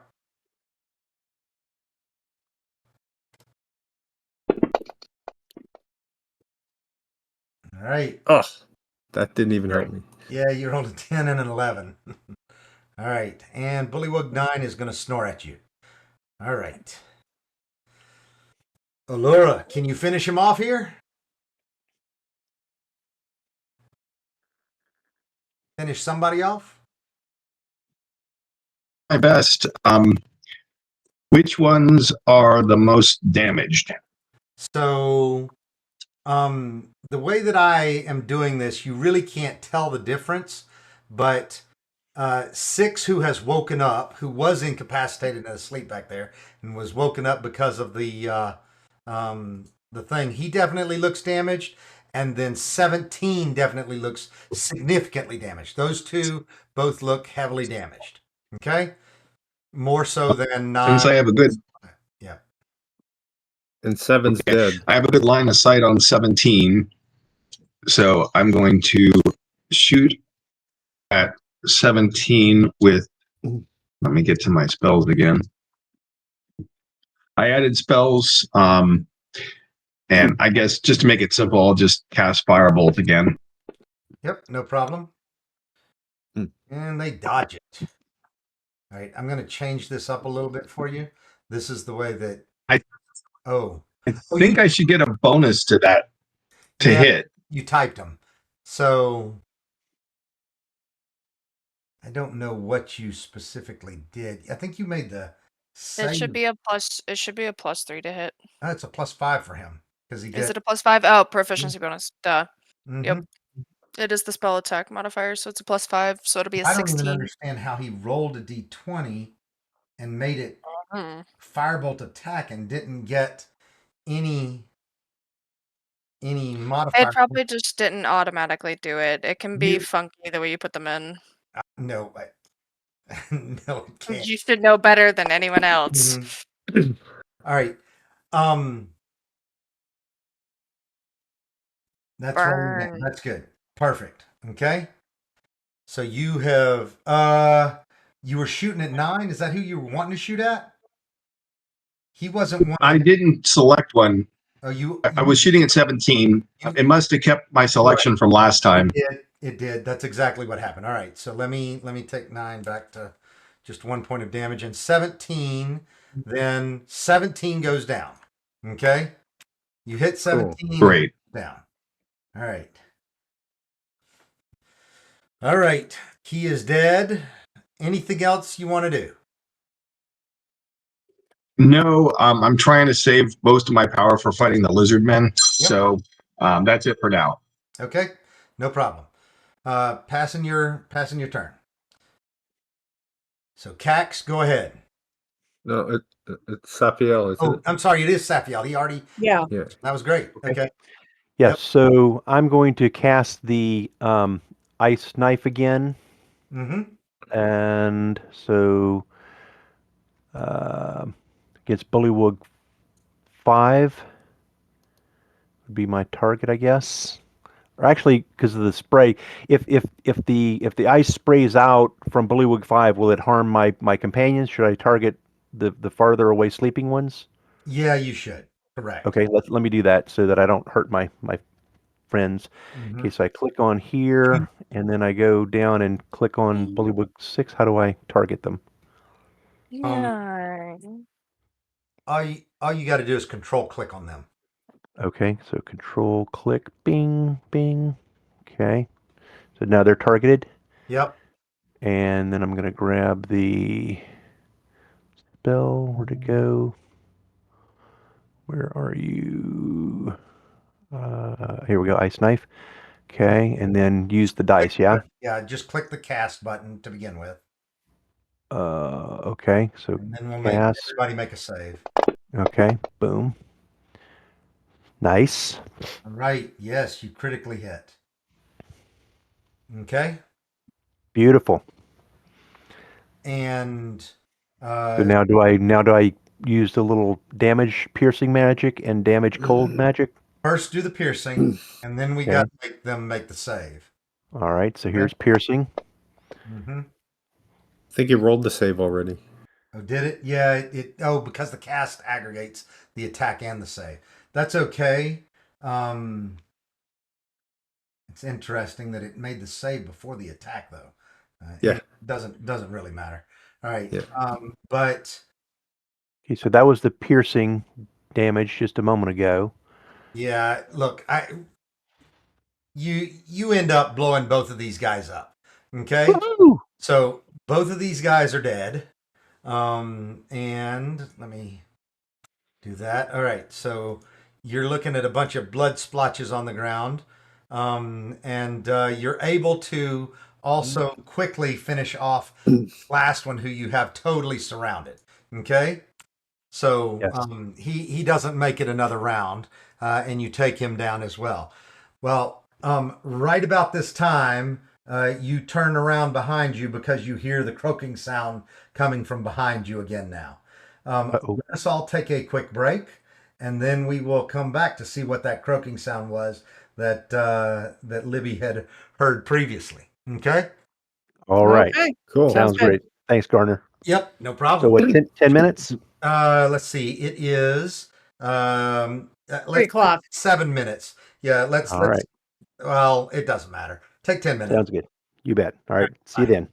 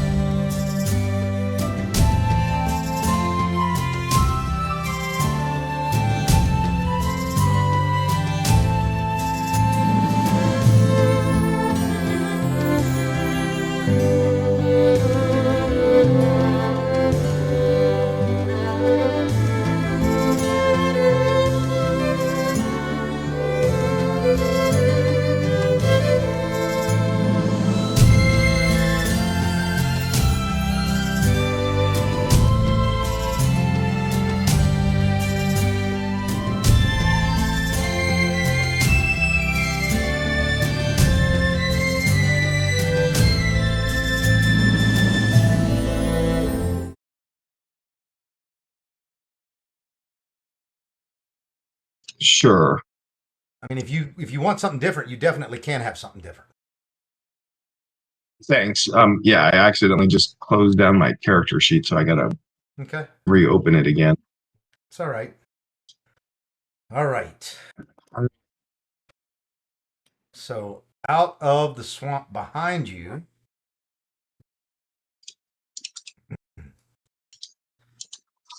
there are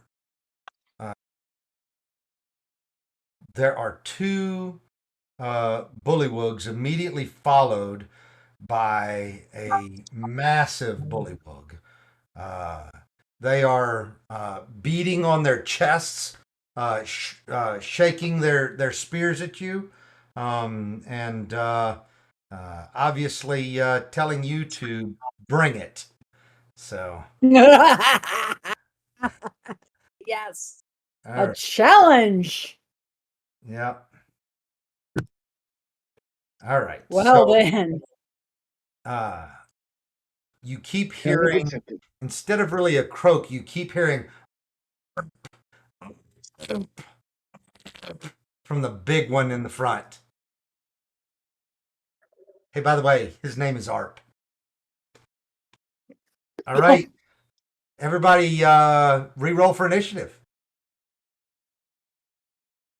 Okay. Let me see how. See if I can do it right this time. How about that? How about that? There we go.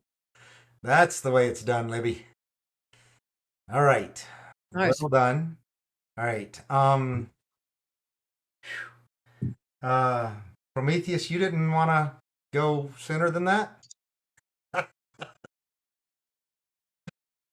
Okay. Have it your Well, way. I rolled. I know you did. I'm just saying that was awful. Well, as a cleric, you like to go last. Well, I guess you're right. You want to see who gets hit, and then you want to check your options. All right. So, Allura, you're still up in a tree. But you could have spears thrown at you up in the tree too. But Right. Libby, it is actually your turn.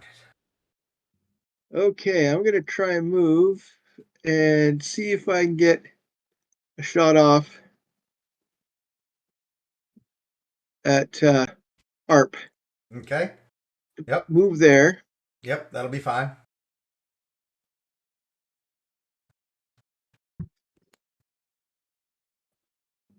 And let me say hello to ARP with this. That was a very poor hello. Mm-hmm. If a bullywug could laugh, he's laughing at you now. Can we clear the ARP cache? I'm sorry. Did we what? Why are you So can we targeting clear- me? Can we clear the ARP cache? Goodness. All right. Also, what'd you say, Dwayne? Libby's targeting me. It's kind of mean, isn't it? I I think put that's the Just dice saying. over ARP. I don't think that 9's going to hit ARP either, but I'll check it No. just to make sure. Nope. 9 does not hit ARP. We should check, shouldn't we? All right. Libby, pass your turn. All right. ARP has a bunch of choices here. All right. ARP is going to. This is great. ARP is a 2, 3. All right. And ARP is going to cast a spell on you, Libby.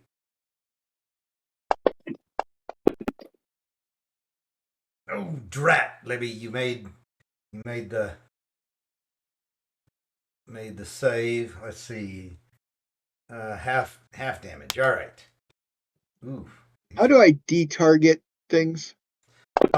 You can control click on it again, or you can at the top of the map click that target with the slash through it that says clear targets when you're hovering over it. Thank you. Okay. All right.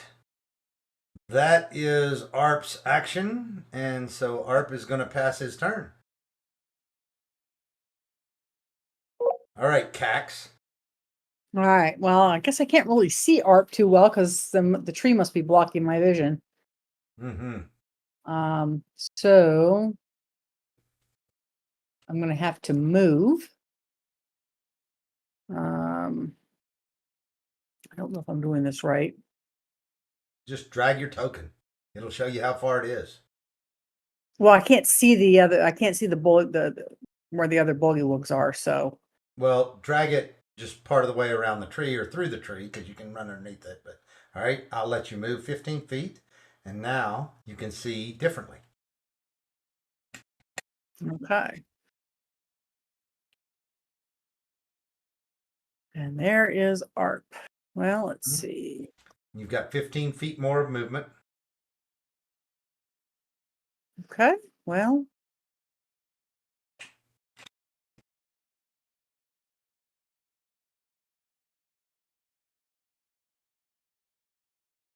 $15 feet more movement. There we go. And I'll prepare to attack. All right, so basically, if something comes in range, and this is more the 5e rule, right? If something Right. you're preparing an action, and you're going to be specific. You're going to say if something comes within attacking range of me, I'm going to slash it with my longsword. Right. Okay.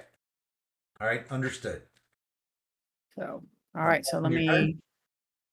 Right. All right, so Don Safiel.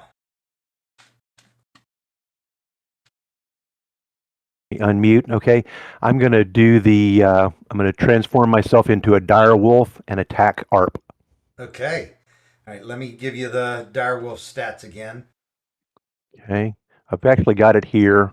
Good. I get a proficiency bonus of +2, and I get 50-foot speed. Where's the attack bonus? Looking. Here. Okay, bite is 10 on one target, piercing damage. Yeah, And 2d6. so I highlight that, right? Mm-hmm.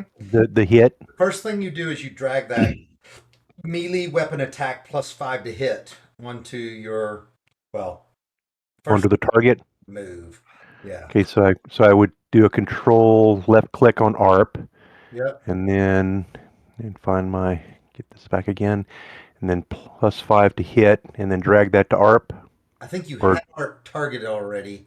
okay, so I throw it over into the box. Yeah. Well. Okay, boom. Yeah, baby. Oh yeah. All right. Take that. Okay. So The wolf yep, finds its voice. Nice it hit. does. All right. So now you do the 2d6 +3. Just drag that onto ARP. Okay, drag it onto ARP. Boom. All right. And we're gonna add 2d6 more. It should have done it, but it's just I know why it didn't do it. But what I want you to do is roll 2 more d6s. Just into Okay. okay. Just take the 2 die 6 from the little box and put those in there again. Just at the bottom of the screen, take that d6. Oh, gotcha. Okay. All right. So die 6, boom, Mhm. boom, and You then didn't do it in the chat box. okay. There we go. That's it. All right. There's one, Yep. and there's the other. Bingo. Didn't see the second one. That was a 4. So you got 2 4s. Yes.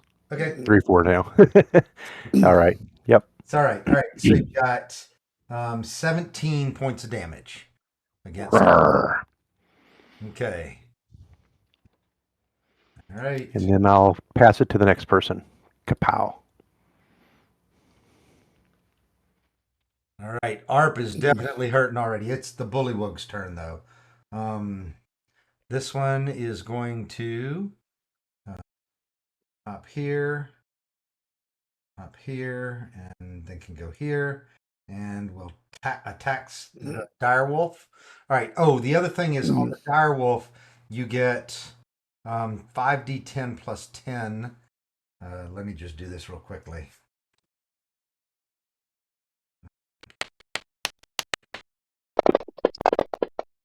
That was D8. 37 hit points. Well, that's the average.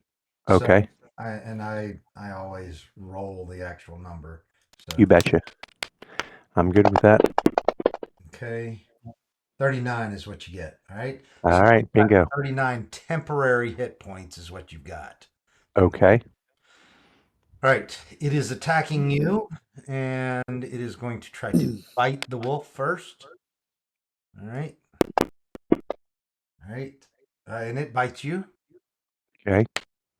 All right. For 5 points of damage. Then it's going to stick you with a spear. And it hits. Actually, wait a minute. I don't I was think going to say, I think that missed. no, it does hit. It does hit. Oh, Natural right. armor class is a 14. So, Okay. Okay. yep. Okay. And so then we do that. But remember, you've got all of these hit points. Oh, that was terrible. Mm, He scratches okay. you with his spear. That's okay. All right. We're good. Gonna pass his turn to the next bullywug, who will go 1, 2, 3, 4, and then he will throw a spear at Libby. All right. So go here. Oh yeah. Take that, Libby. That's not fair. I think it's very fair. All right. Libby, you get stuck with the spear. And then passing my turn to Allura. Vince?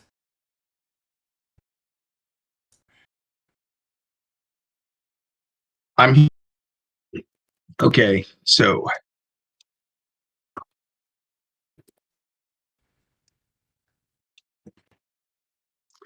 can you hear me?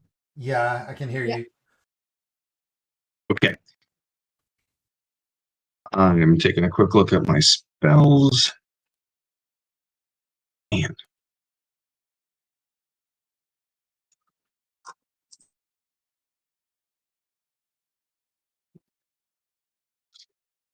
okay, well, I'm going to go ahead and firebolt ARP. Okay. Hopefully it'll work this time whenever I Okay. click on the spell. Yep. So in you don't have a target right now, but in your actions tab, you've got the firebolt spell that has a cast die next to it, and if you just drag that onto ARP, that die onto ARP, it'll automate the rolling of the attack. Okay, and I'm going to go ahead and twin this spell. It's a cantrip, so it only takes 1 sorcery point, but I'll go ahead and twin it, so I'll do it twice on ARP. If the first one doesn't kill him, then the second one. Okay. That's just fine. So he dodges the first one. That's good. So good thing you twinned it. Okay, and do it again. Oh, and you rolled the same thing. Oh, he dodges. I hate these dice. Dodges right. I'm sorry. I'm going to start rolling my own dice. I hate these dice. I'll allow it. I'll allow it. Okay. Just so that everybody is aware of how to do this, click the underneath the tool bar in the upper right hand corner, click the little cog, the little gear, and then you can in the user options you can find where it says what is the dice option here. Dice manual entry. That's it. Dice manual entry. Right there. And you can turn it on, and that lets you roll your own and just enter it. So you're still going to do exactly what we've been doing, Vince, but it's now going to ask you, and let's just go ahead and redo that one time so that there's this encounter isn't going to make or break us. I want you to change that to dice manual entry, Vince. and then I want you to go I ahead. don't see the, One more. I don't see the cog. Upper right hand. Are you talking? Oh, Under tools. oh, okay. Not on the character sheet. Right. Not on the character sheet. Okay. Yep. Upper right hand corner of Fantasy Grounds. Okay, I got it. Trying to dice manual entry. I'll turn that on. Okay, good. That's on now. Okay. Okay. So you want me to roll once or twice? Roll twice. Okay. Where do I enter the roll? It'll pop it up for you when you click on it. Oh, okay. When I hit cast, it'll okay. Now roll your die and just enter it, and it'll add the bonuses automatically. So, like if you roll a 12, you put 12 into the box. It opened a manual dice entry like box, but there's no. I don't see how to put a number in it. I mean, I'll just now. Oh, it does let me type. Okay, fine. I got the first one. I hit entered, and then the second one. I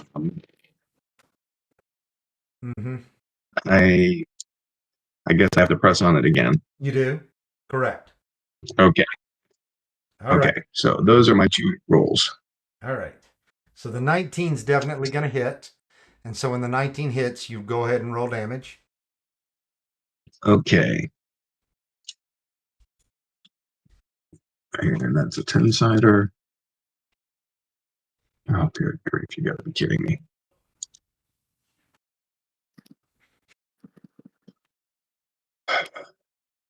And it dodges the second one. All right. So moving on to Ashrin. Ashrin, it's your turn now.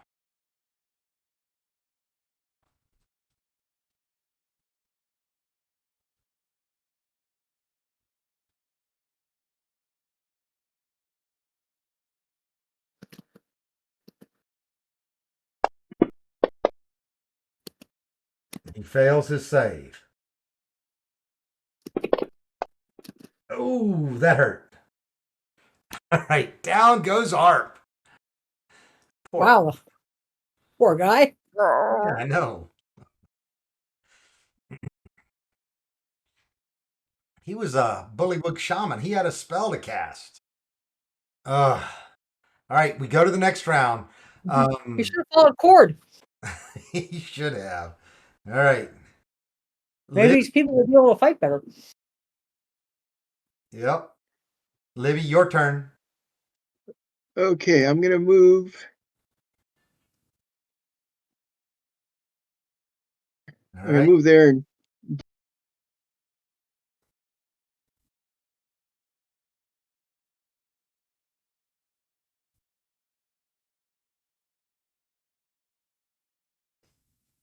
And then what are you doing?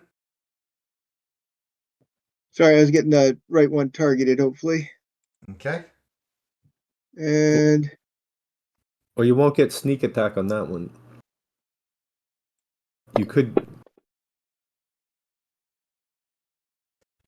All right. Doesn't matter. Yeah, it's not going to matter with an 8. So Yeah, doesn't matter. All right. All right, Cax, your turn. All right. Well, this is easy enough. We're just going to move up next to this guy. And I'm going to hit him.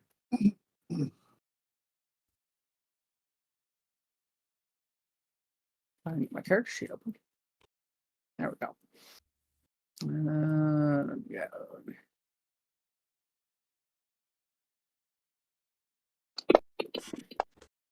Oh, and you hit easily. All right.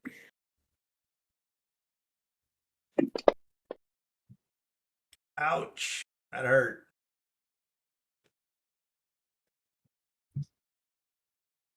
All right.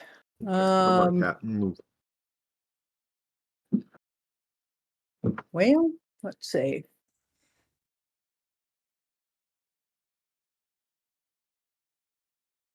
I'm going to just stay where I am and end my turn. Okay. Allura. It's your turn again.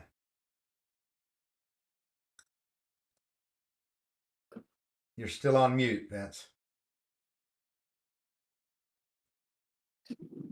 Sorry, I'm on a slow computer. It's okay. Okay. So the big guy's down. We got 2 left. Mm-hmm. I'm gonna try Ray of Frost for variety. Okay. Oh, it's not entered in here yet. Let me I'll do just stick with Firebolt to make it. Okay. That's all right. I'll just stick with Firebolt to make it simple. Sorry, wrong one.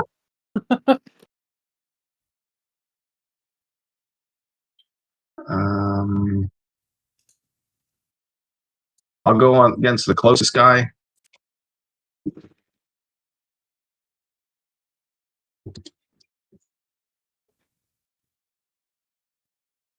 And I'm not going to waste a sorcery point. Okay. And damage. Finally, something decent.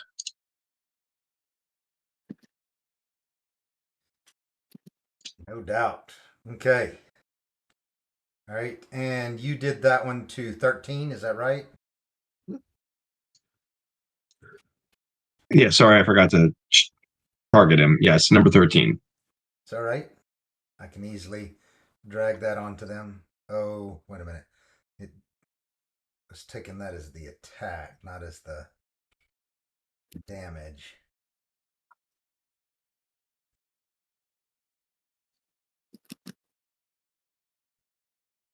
All right. You definitely hit with the first one, but I think you rolled the attack roll again instead of rolling the damage roll. Here, it's all right. I got it. And all right, both of the bullywugs are looking bad. And both of the bullywugs are like they are it's their turn now after Allura. And they if a frog could look ashamed, they look ashamed. Okay? And you hear, 2 loud croaks coming, one from each of their, their mouths, and all of a sudden, you hear a chorus of croaks coming from just below you on the map. Okay. Okay. Yeah. Hold on just a second. All right. So out of the marsh come a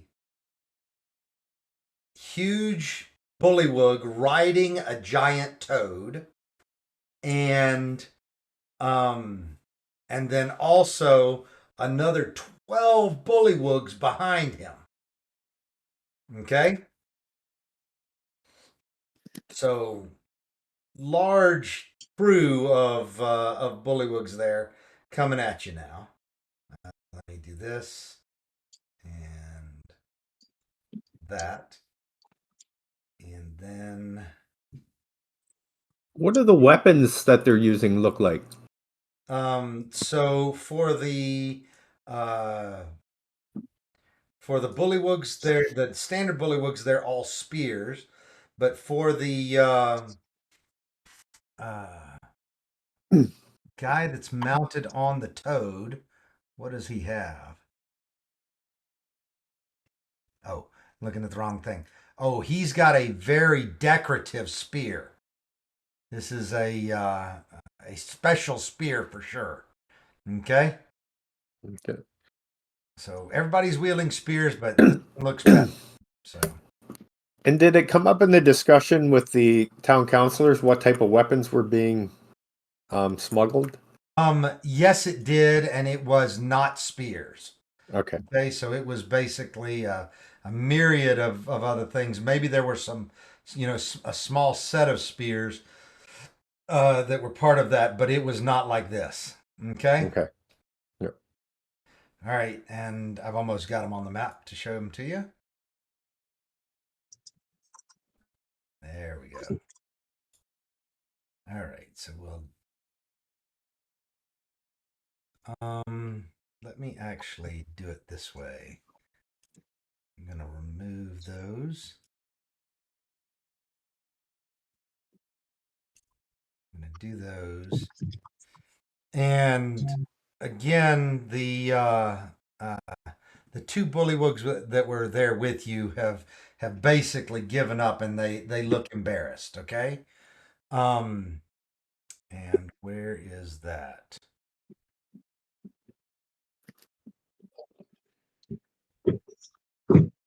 That's not right.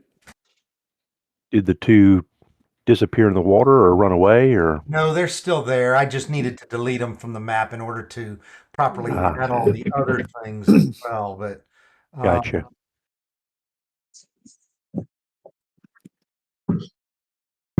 no, I put this other one on here and it's not on here properly. Like, oh yeah, it is. Never mind. I see it. So the big one is on both the. It's underneath the giant toad is where it is. I guess I should kind of. We'll know that that he is where the giant toad is. Anyway, all right, everybody, roll for initiative again.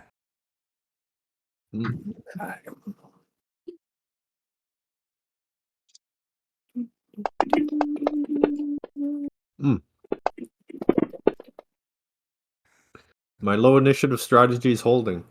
I guess so. All right.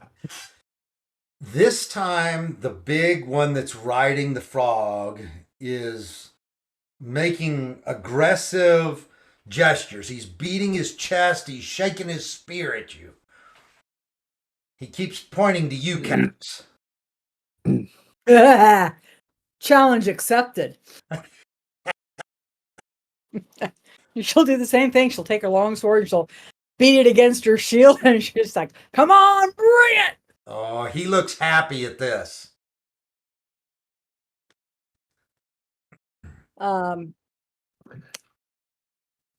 You prepared to be the new ruler of the Bullywug tribe?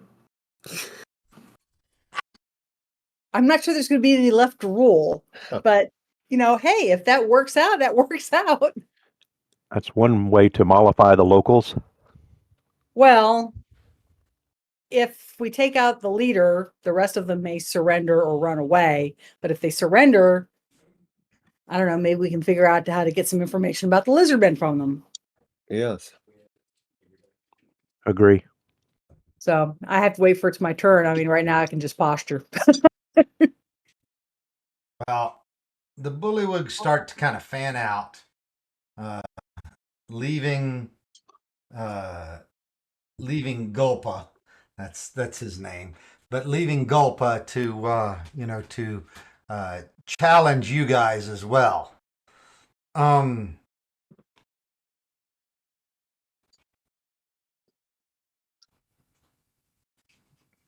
Oh, he's challenging all of us, not just Cax? Let me read how this works. Okay. I need a charisma. I need an intimidation or a persuasion check from you, Cax. Okay. Let me see. How do I make the Can I check? assist? Skills? Skills, yeah. Okay. Not with this one. Can I assist? No, not with this one. Can I give guidance? Yes, you may. Okay. All right. So intimidation. There we go. All right, roll an extra d4. Honestly, it's not going to matter. All right. Okay.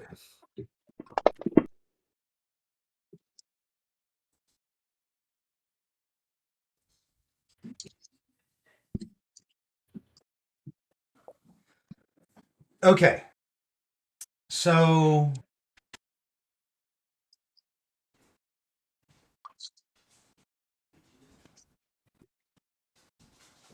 the giant toad, Cax, is pointing at you to come out in front. Okay.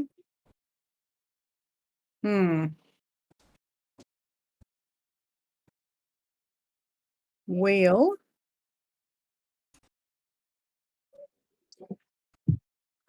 let's see. I don't know that she's ever fought a giant toad before. It probably can swallow. That's what I'm thinking.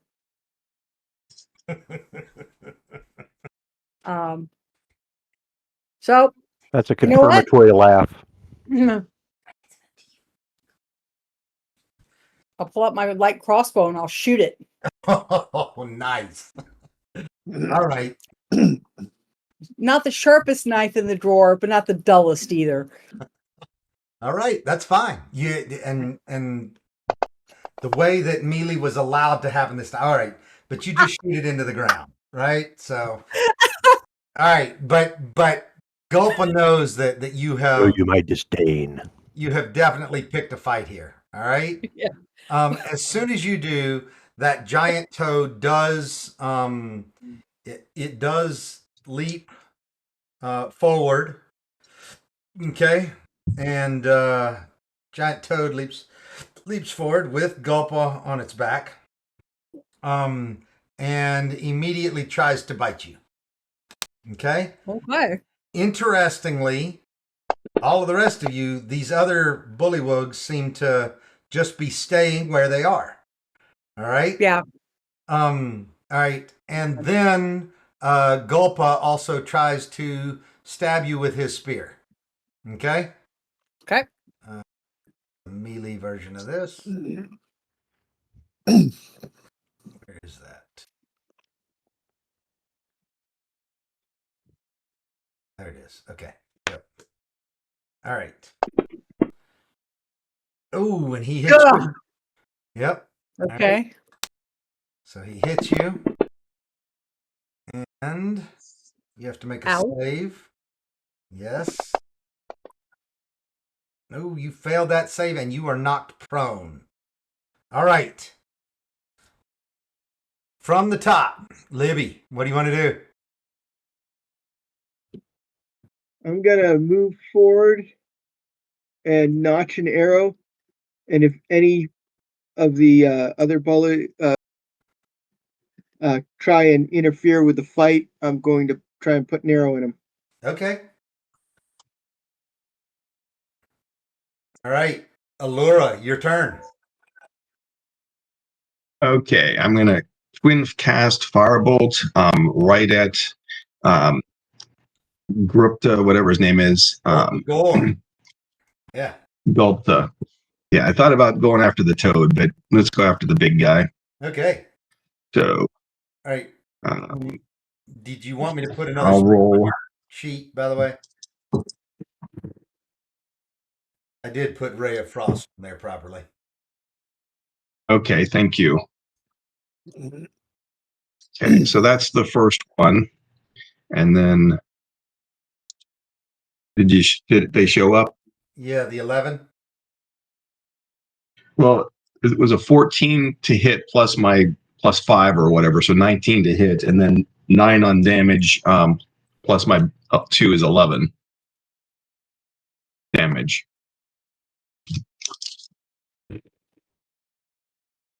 Okay, so the to hit, it showed up as a 9 to hit, not to damage.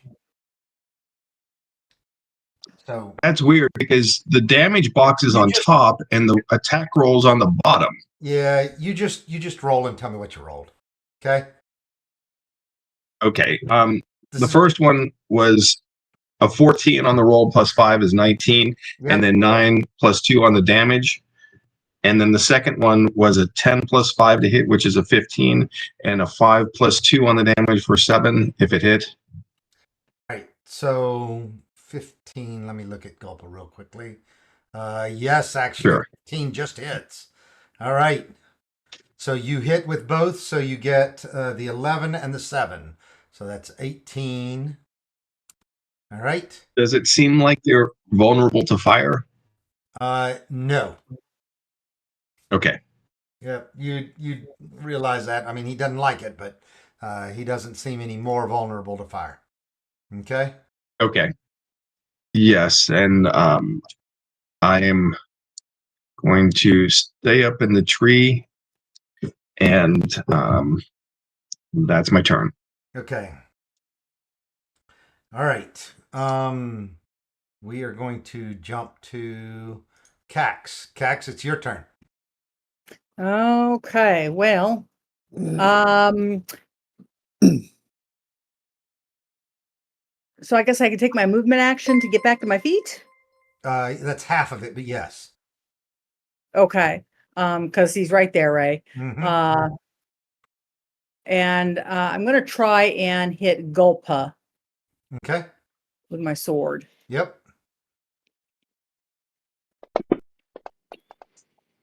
And a nat 20.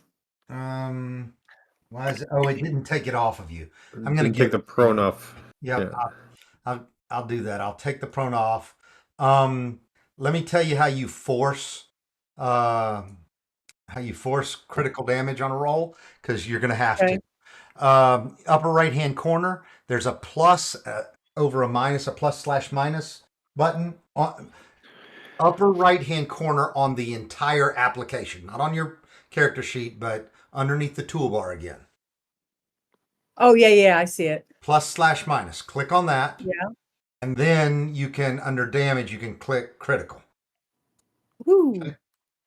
right. That's going to force critical damage. So now grab your damage, which is the 1d8 plus 1d8 5, plus 3. slashing, and drag it and drop it on Gulpa. Got it. Hold on a second. I gotta move the window out of the way so I can see him. There we go. And hopefully this goes. There we go. There it is. All right. And it rolled the extra damage. Sweet. Okay. All right. So that should end it for me. Yes. It does. Okay. All right. Safiel? Okay, so in my direwolf shape, am I able to leap up and get to Gulpa, or are. do I? Okay, The direwolf, when it attacks successfully too, it can knock things prone. So you basically are able to stand up on your hind legs and run into things. And so yes, you can attack Gulpa. Also, Sounds don't good. forget pack tactics. Oh yeah. Damn pack tactics. Wolf. Because This you're is a what wolf, you happened. have advantage on your attack. That's right. Advantage on an attack roll against a creature if at least one of the wolf's allies is within 5 feet. Thank you very much, Cax. All right. And Very Livy, good. by the way. Livy, That's well, right. And Livy, yeah, and on the other side. Very good. Thanks, guys. So then I'll grab the highlighted +5 and then bring it over to Gulpa. the Or highlight do I need it? +5. Oh, first click the ADV button at the bottom. Bottom left. We talked about that last night, right beside the Oh, mouse. right. The advantage. Got it. Yep. Okay. Yep. And then Now grab the drag highlighted that +5. +5. Boom. Take that. There it is. All right, and you definitely hit. Yep. Woohoo! Mhm. Okay, so now roll damage. Yep. Piercing damage. Go to Gulpa. Do I need to click on the advantage button again or no? Nope. Okay. Take that. 21 big bites of damage. Woohoo. Got a little bit of frog leg for breakfast.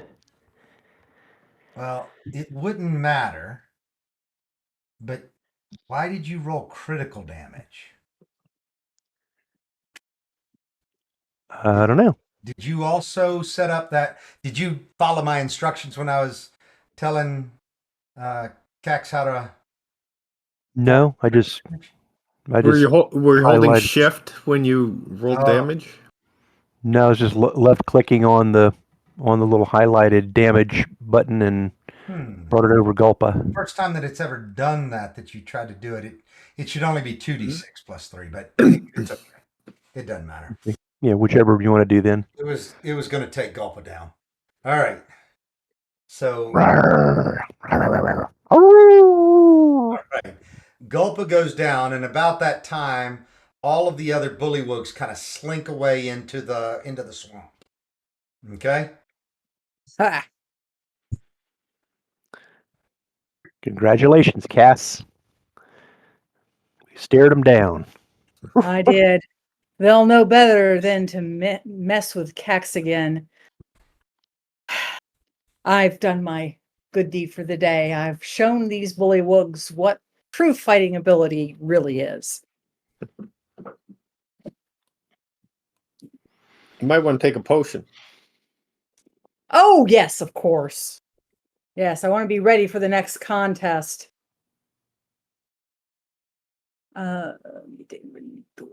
So to use a potion, do I just drag it onto the screen? No, Or you. grant it onto my character? It's 2d4 plus 1 or plus 2 is what it is. So just roll 2d4 and I'll manually heal you that much. I do have an effect that we can put on there to make it roll like this, but I don't have it up right now.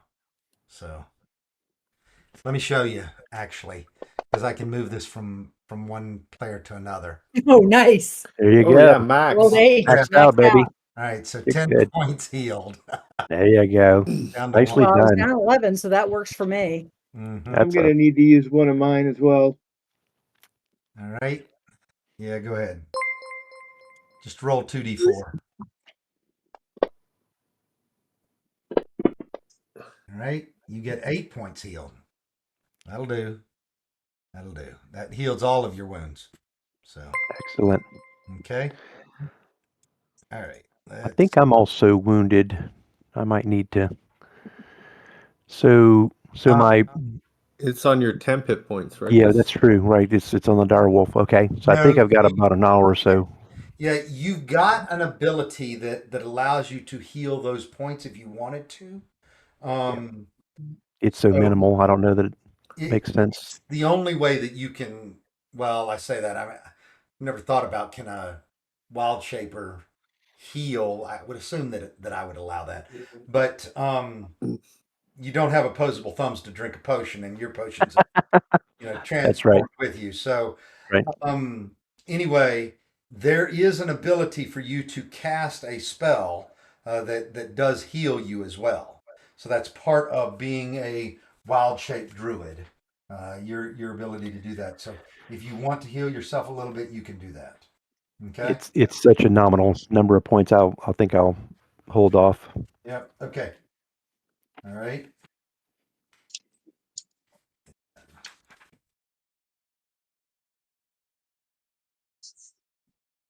I just wanted to look at that healing for my own knowledge, remind myself what it is.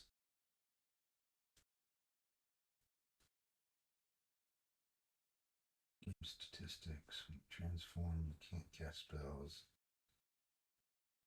Features.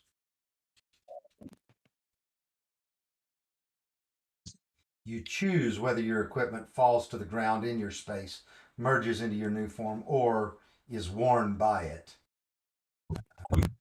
You do actually choose that.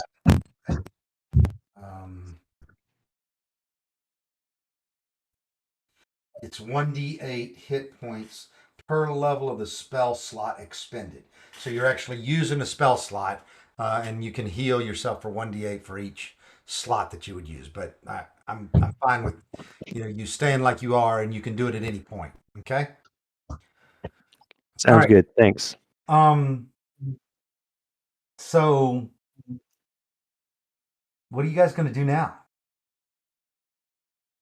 Loot the bodies? All right, give me an investigation check. Okay. Anybody who's looting can do it. Oops, helps if I click the right tab now, doesn't it? Investigation. Oh yeah, this is oops.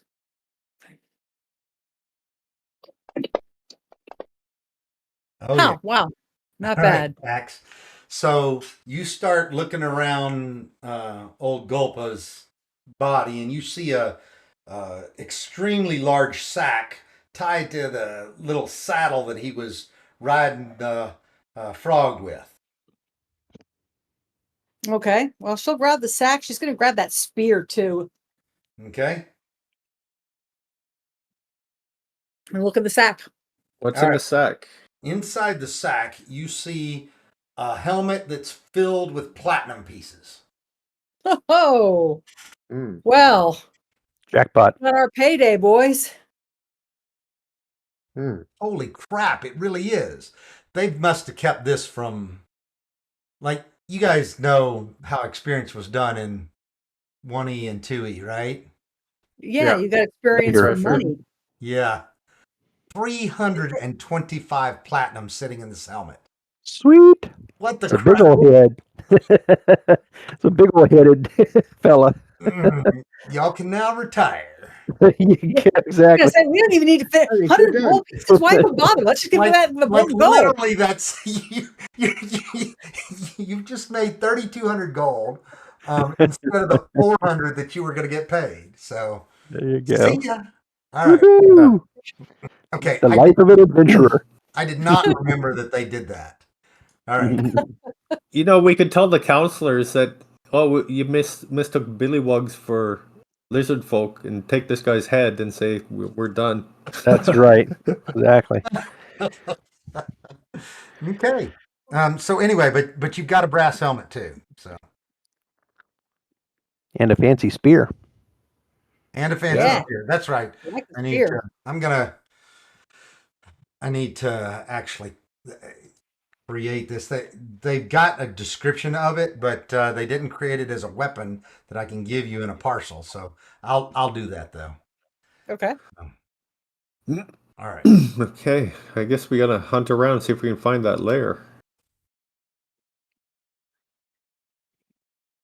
Yeah, I mean, we might get lucky. Might get even more treasure. Mm-hmm.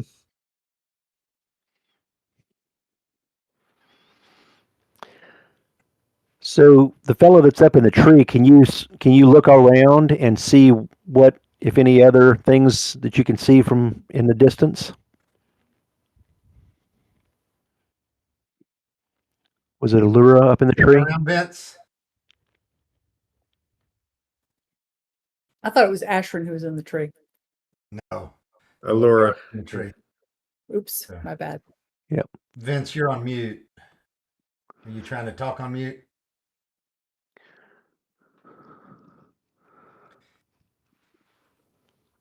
All right. So if Allura could give us a 360 report, that'd be great. Why don't you all give me a perception check? Okay. Okay.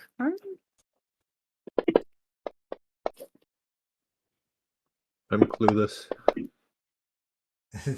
Oh, that Okay. one's good.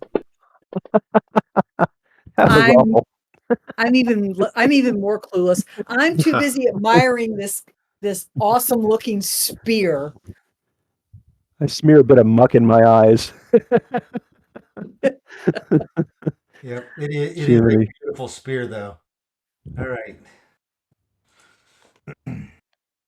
Okay. So but Safiel, you see that the trail does not look as well traveled to the north as it does to the south. Okay. So I share that with the group. Mm-hmm. Okay, so if they've been buying weapons, the weapons had to get to the lizardmen somehow. The southern trail is probably the one that we need to follow to find their cave or wherever it is that they're holed up. I'm still baffled that we haven't seen any sign of the lizard men. It's only been bullywugs, shaman, chieftain. We went the wrong way. We went into their territory and they're defending it.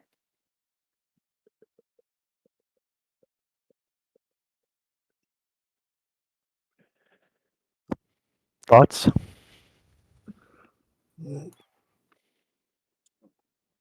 Let's All go for the road most traveled. Yeah. Okay. So, Cax, Amy, I put the royal spear in the party inventory. You can drag that to your inventory, and Okay. if you want to use it, in your inventory, you click the button to the right that looks like a bag. It's basically carried when it's in the bag, and when it becomes a shirt, it's equipped. Okay, and so click the button until it shows equipped, and that will automatically bring it up on your actions tab. Okay. Okay. No, let's see. I just gotta get to come over. Why am I having trouble? I thought I was doing it right. Dragging that red button that's got the red icon from. Okay. I was clicking the wrong thing to drag it over. There you go. All right, it Now did I it, got and it. it's automatically shown up. That's good. Okay. All right. So and it's equipped. Okay. Mm-hmm. It is automatically equipped. I didn't know it was going to do that, but it did. Okay, good. Cool. Okay. All right. All Oh, right. it's okay. Well, then let's move on. Okay. So we're going to go road less traveled. Is that the direction we're headed? That was road more traveled. Road more traveled. Okay. All right. So go on the road more traveled. All right. So headed down and around. I'm going to, push this again to you guys. But you head down the road and you get to a point where it splits. It goes off to the South. right, which is kind of back to the north, the way that you originally came from. The salt marshes to the north, and then it splits back to the left as well.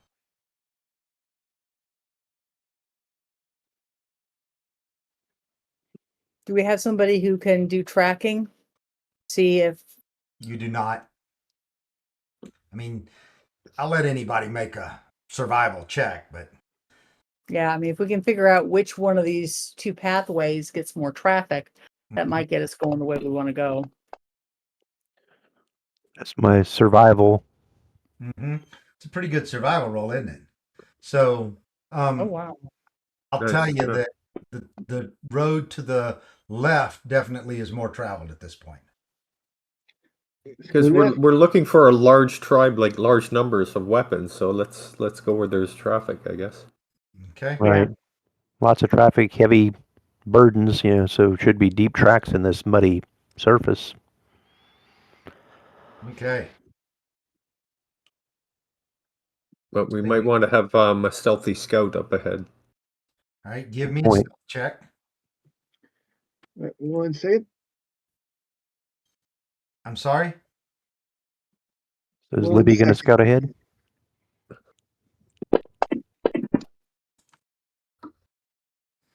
All right.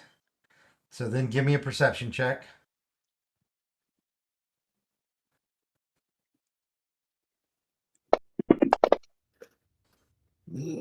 Okay. You start to see some tracks. You're not totally familiar with lizardmen, but you think that they're probably lizardmen tracks that you're seeing here. You don't notice any other individuals or anything like that. You want to keep going?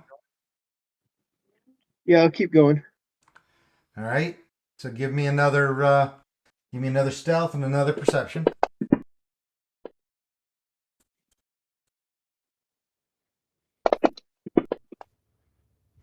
All right. So you get to the point where you see that there is a cave up in front of you. You are. Oh, it didn't work out the way I expected it. All right. You're definitely out of range of the party, but you don't see any obvious guards right now. Well, I will head back to the party. If there's nobody in sight, I'm not going to worry about stealth. Okay. There's nobody in sight right now, as far as you can tell. Not going to make a racket, but I'll just casually head back. Okay. So there is a cave. I don't see any guards, but I think that's where we need to check out.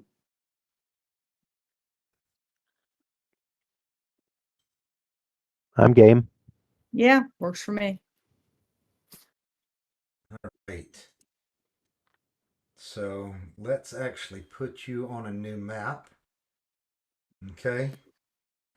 Kind of a swampy area leading into the cave as you guys look at it. It looks like uh,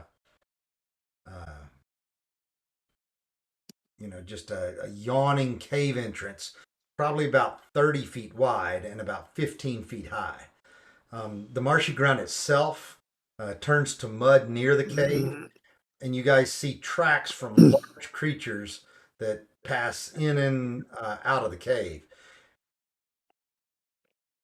You guys go ahead and go into the cave. What's kind of around? Kind of give us as we were like scanning left to right and up and down. I mean, Well, what is you're this marshy land and a little bit of a raised hummock where the cave is, or yeah. what are we So looking you at? guys are in kind of a dead end canyon type area with a cave in the end of it. Okay. All right. It's wide though. It's not like the dead end canyon's not you know narrow death trap canyon type thing. It's just a wide marshy area that then leads to little bluffs on either side. Okay. And there's no guards that we can see at the entrance of this cave. None that you can see. Why don't I stealth up and peek in? I think that's a Sounds really good. good idea. Okay. Give me a stealth check, please.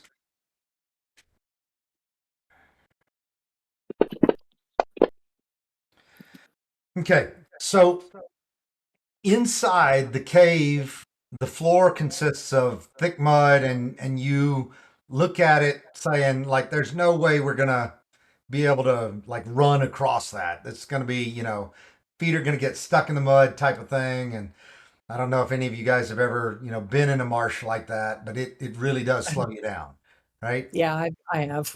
Yep. The cave height though is big. Like it's like 40 feet high inside.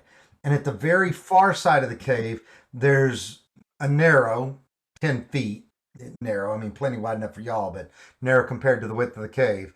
Stone pathway that connects the two arched entrances that seem to lead deeper into the hillside. There's one in the northwest corner. I'm sorry, there's one in the northeast corner of the cave and another in the southeast corner of the cave. A sudden movement in the mud makes you on edge. What you gonna do? I'm Like going to describe the area to the party, and then since I'm the one peeking in, and say there was some movement. like air Right. bubbles coming up from the below the surface, or is it a critter? It's mud kind of swirling some, is what it is. Hmm.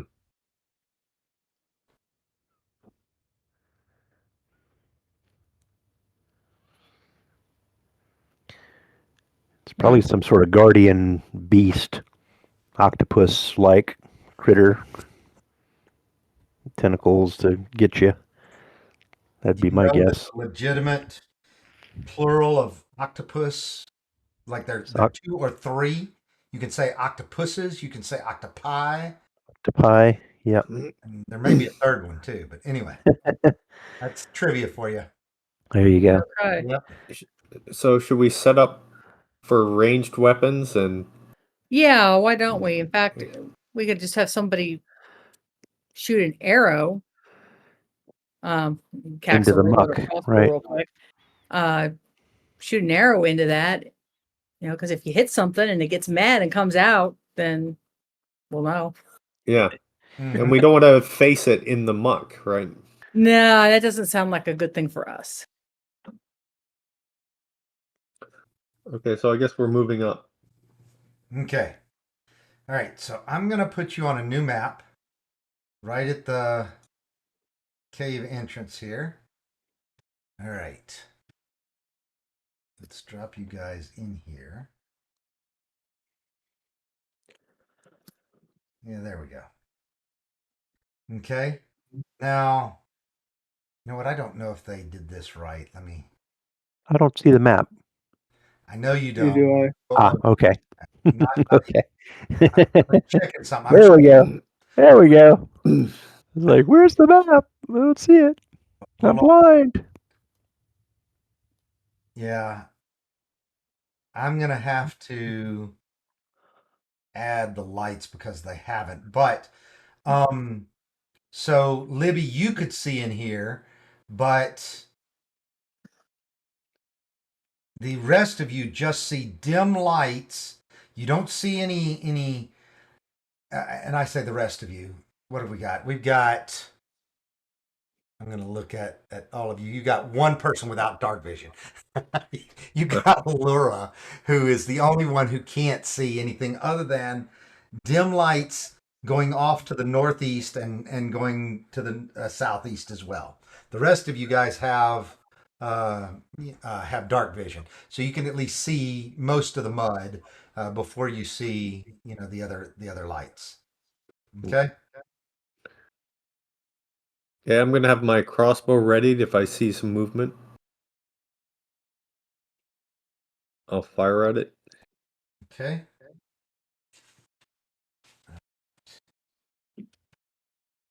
So the ones that don't have that are 22, 26, and 20, or 22, 26, and 47. Right, none of those are there. Okay, that's fine.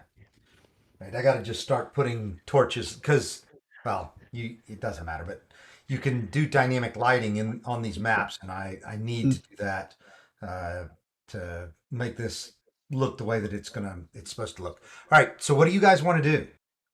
You gonna Is there a way to zoom in on that portion of the map? When I zoom in, it kind of pushes it off to the left side of the visual. No, It I helps put you at the very edge of the map. There's if Right. you zoom out a little bit and then put your mouse cursor over top of the party and then zoom in, it should center it a little bit for you. Okay, try that. hold on just a second, y'all. I see you're trying to move a little bit, but I was just trying to get a jump on. Zoom in. It's like when I zoom in, the player characters kind of go off the left margin. They disappear. Like there needs to be like a recenter button or something. Well, there is a setting that recenters the map when it's your turn, Okay. and I think that's on by default. And like it doesn't matter. I can just pass turn here. I don't know if it's Ah, there we go. Bingo. okay. Perfect. All right, but it's nobody's turn right now. So, all right. One trick is if you open your character sheet and double click on the right portrait, it'll center on your token on the map. Ah, Reminder. hey, bingo. There you go. Thank you. All right.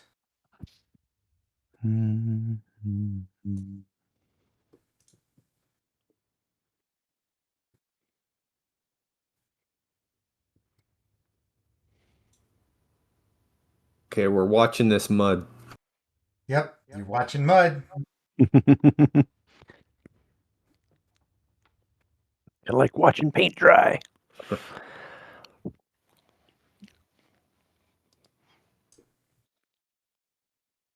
Maybe we should throw something in. See if we get some activity. I got a bunch of pitons. Axel, is there a rock?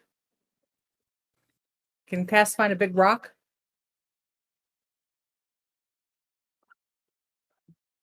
You could go back outside and get a rock. Okay, she'll go back outside and get a rock. Okay. And she'll bring it back and she'll throw it in the mud. All right. You guys see some swirling around when you do that, but it's nothing that is, immediately obvious. Like Nothing breaks the surface. Nothing breaks the surface. You got it. So is it like a current, or is it more like something's swishing about underneath the surface? It's more like something swishing about underneath the surface. Swishing. Okay. Sounds good. What I we need is volunteer Cax to go forward. a bullywug to push forward and be our point man. Point bullywug. um, You mean a new Bullywug chieftain?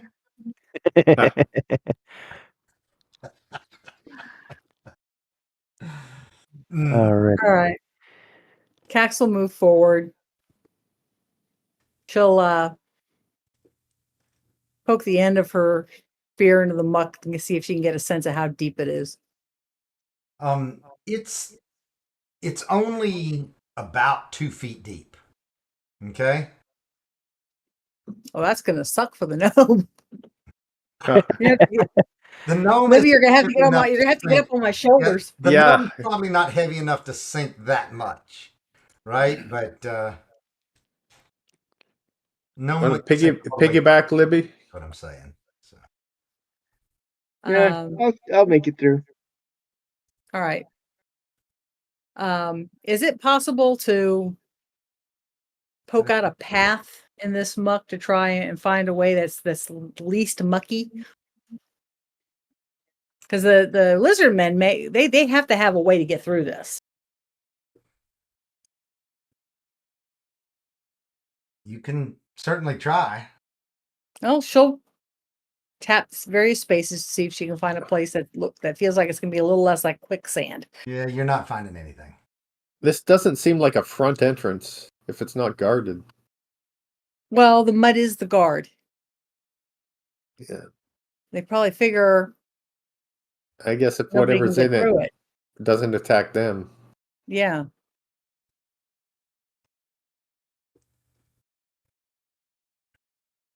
So, yeah, Okay, I'll follow Cax. she'll just start slowly making her way through the mud. Okay, go I ahead. think the lizards can swim. Would it make sense for us to hold on to a rope just in case someone finds a deep hole and falls or slips? That's a great idea. And Yes, let's we string a should. rope. We absolutely should do that. Yeah.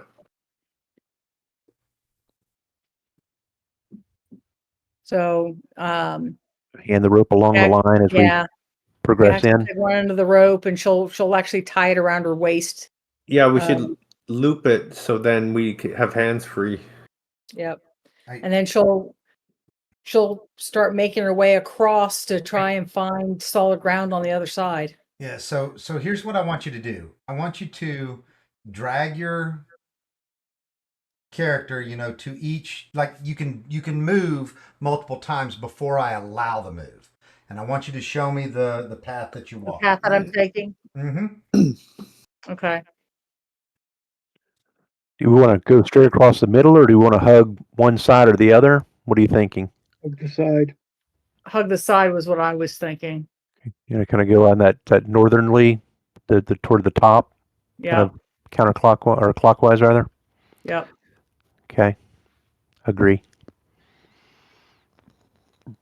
So that's my full movement. Mm-hmm. Right. I'm following along behind Cax. Okay. Be third. Is everybody else following, or is anybody hanging back on purpose? I'm following. Okay. So y'all stop for a minute. Everybody behind Cax finish moving.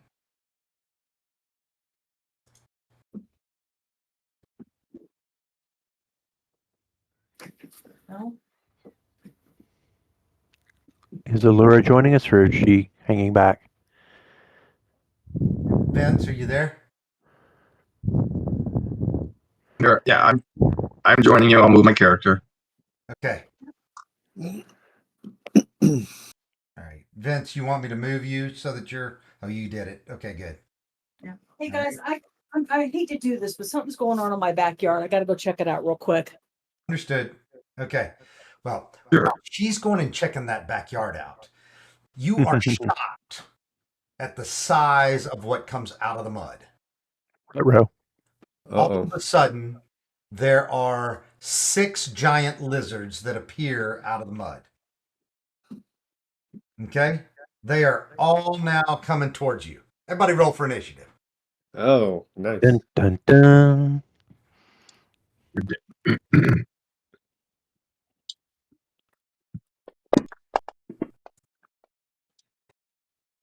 I'm going to, just to keep things moving, I'm going to go ahead and help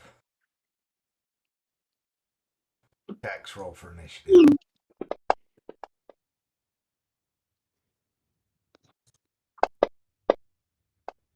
All right, that didn't work out too well for Cax, but I guess That'll teach her to run in the backyard. we'll get to her eventually. That'll give her time to get there and back again. Yep. All right.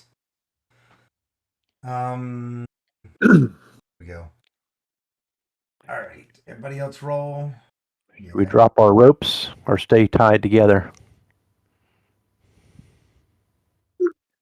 I'm slipping out of mine. Agree. Okay.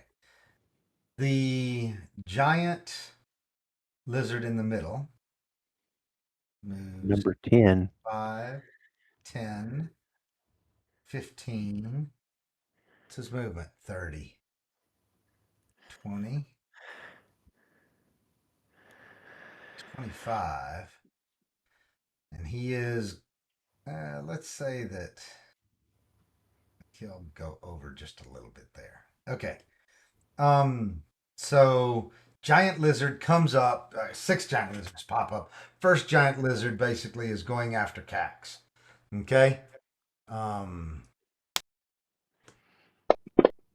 was the first to create a disturbance. And so anyway, it tries to bite her, and it misses her. Okay. Guys, Okay, we might so- want to push through rather than fight all these. This could be rough. Passing my turn though. Do we see? So is there any indication that they're like wanting to parlay, or they're just like coming out of the mud and let's wipe these These intruders are out? animal intelligence things that look like they're animal intelligence things. They are not looking to parlay. They're looking to get a meal. Gotcha. Okay. You smell good to them. Does our druid have animal friendship? I do. You smell like Dinner. frog guts is what you But smell. the druids in wolf form now, though. They love frog guts. All right. So let's see abilities. Can you cast that in wolf form? Oh yeah, you're in wolf form. So animal friendship, is that what you're thinking, or speak with animals, or what were you suggesting? Well, Animal friendship. I'm but back, guys. the problem All is right. that you have to drop wolf form in order to cast it, which is fine. You can drop that as a bonus action, but Yeah, I think I'm going to stay in my wolf form because I think I'm more useful in biting the yeah, and critters than. technically Oh. you're a large creature yourself. So, Yep. Yeah, I'm going to stay in wolf form. okay. All right, so it's your turn. All right. Other house rules is that you can always move through your friends because your friends would suck it in. You know, your dwarven guy with the beer belly will suck it in so that you can get by him. People will always try to get out of your way as you're moving, but it is still considered difficult terrain to go through a friend. Okay. Fair enough. I'm suggesting we push through and get into the complex and not Fight. not engage Like, these. right, just like dash on. I'm happy to do that. Whichever. What do we think as a group? Fight or flee? At least take swings as we're going by. Well, if you disengage, Yeah, I think we they don't. should keep moving. If you do the Yeah. disengage action, they don't get an attack. I'm They saying don't we get should an keep attack swinging as we go by, Clear. trying to frighten them off. They will get their normal attacks, but they don't get an attack of opportunity if you disengage. Yes. Okay. I'm going to disengage and dash to the right. You can probably dash pretty fast as a wolf. Yeah. So is it 45? Is that my movement? And let me be clear. You went actually a little bit too far because you're Okay. Come back. trying to put yourself in a wall. But you here. Let me just. Is this like open ground on the right side? There you go. You get that far. Okay. All right. Now,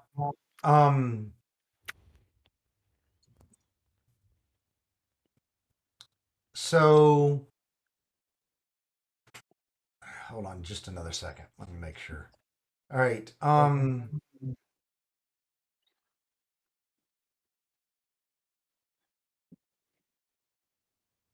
It's interesting.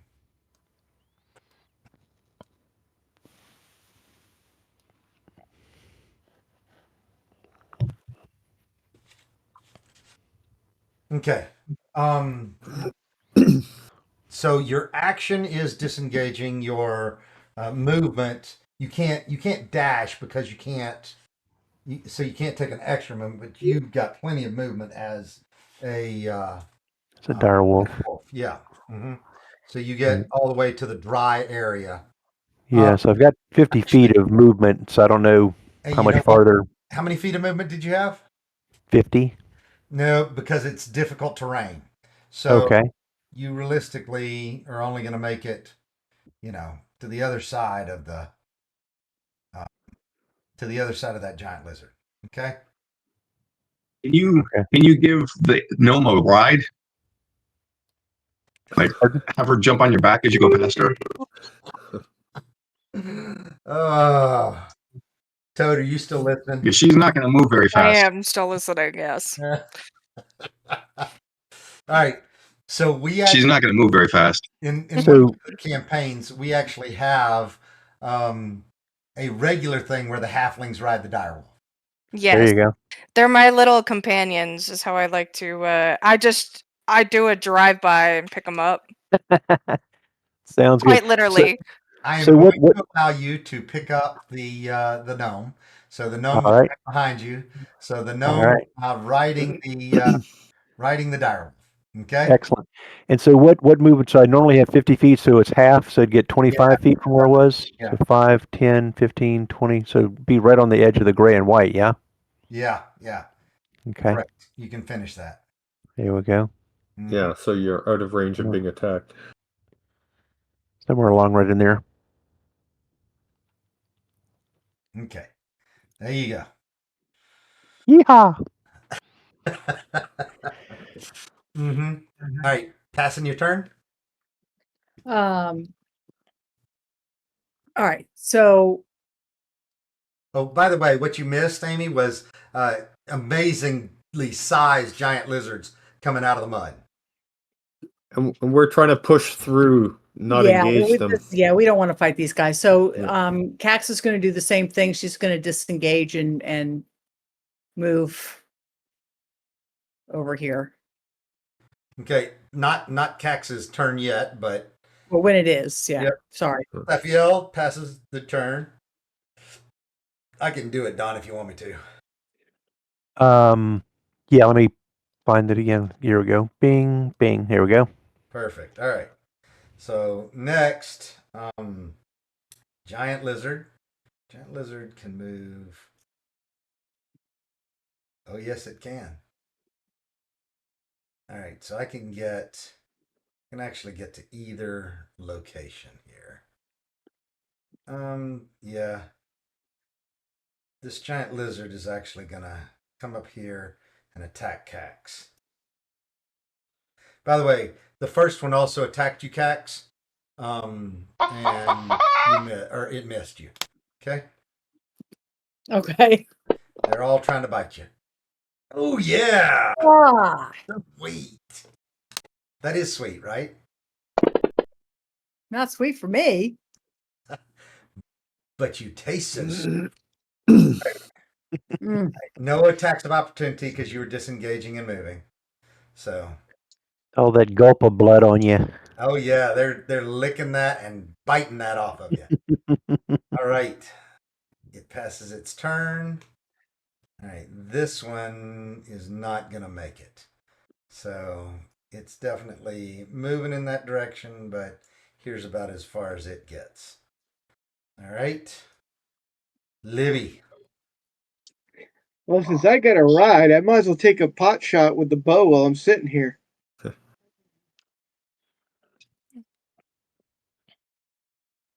So let me grab. I just buried my character sheet, so 1 second.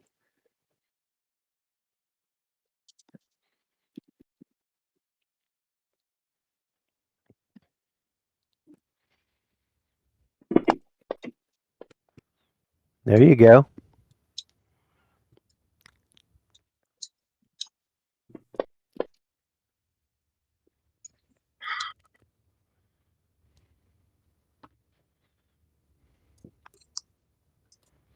All right, 5 points damage to the lizard.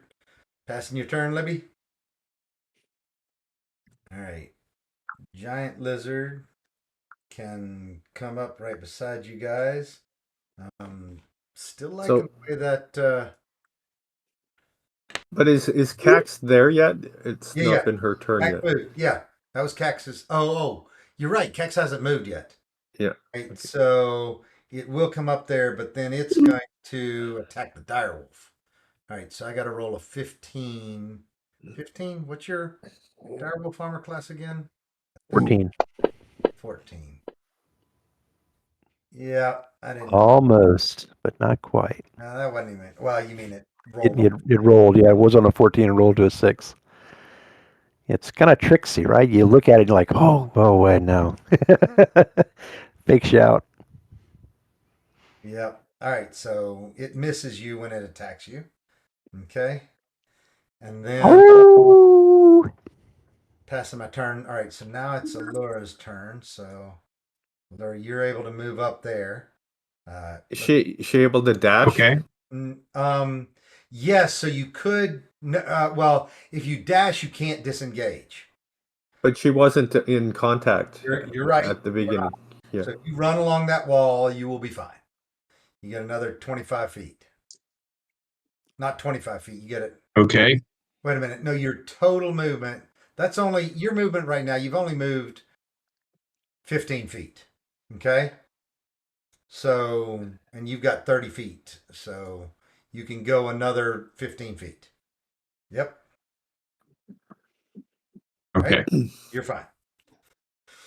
Okay. Passing your turn. Yes. 3. Cax. Okay.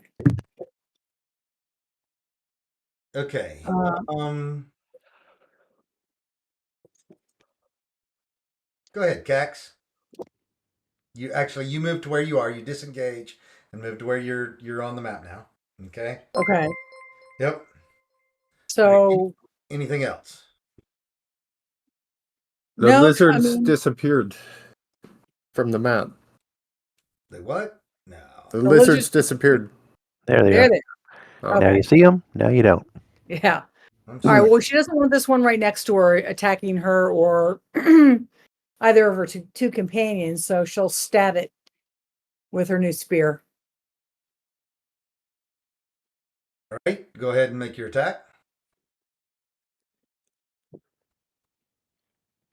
Don't look now, boys and girls, but we have lizard men to the Oh. north. Yep. You missed.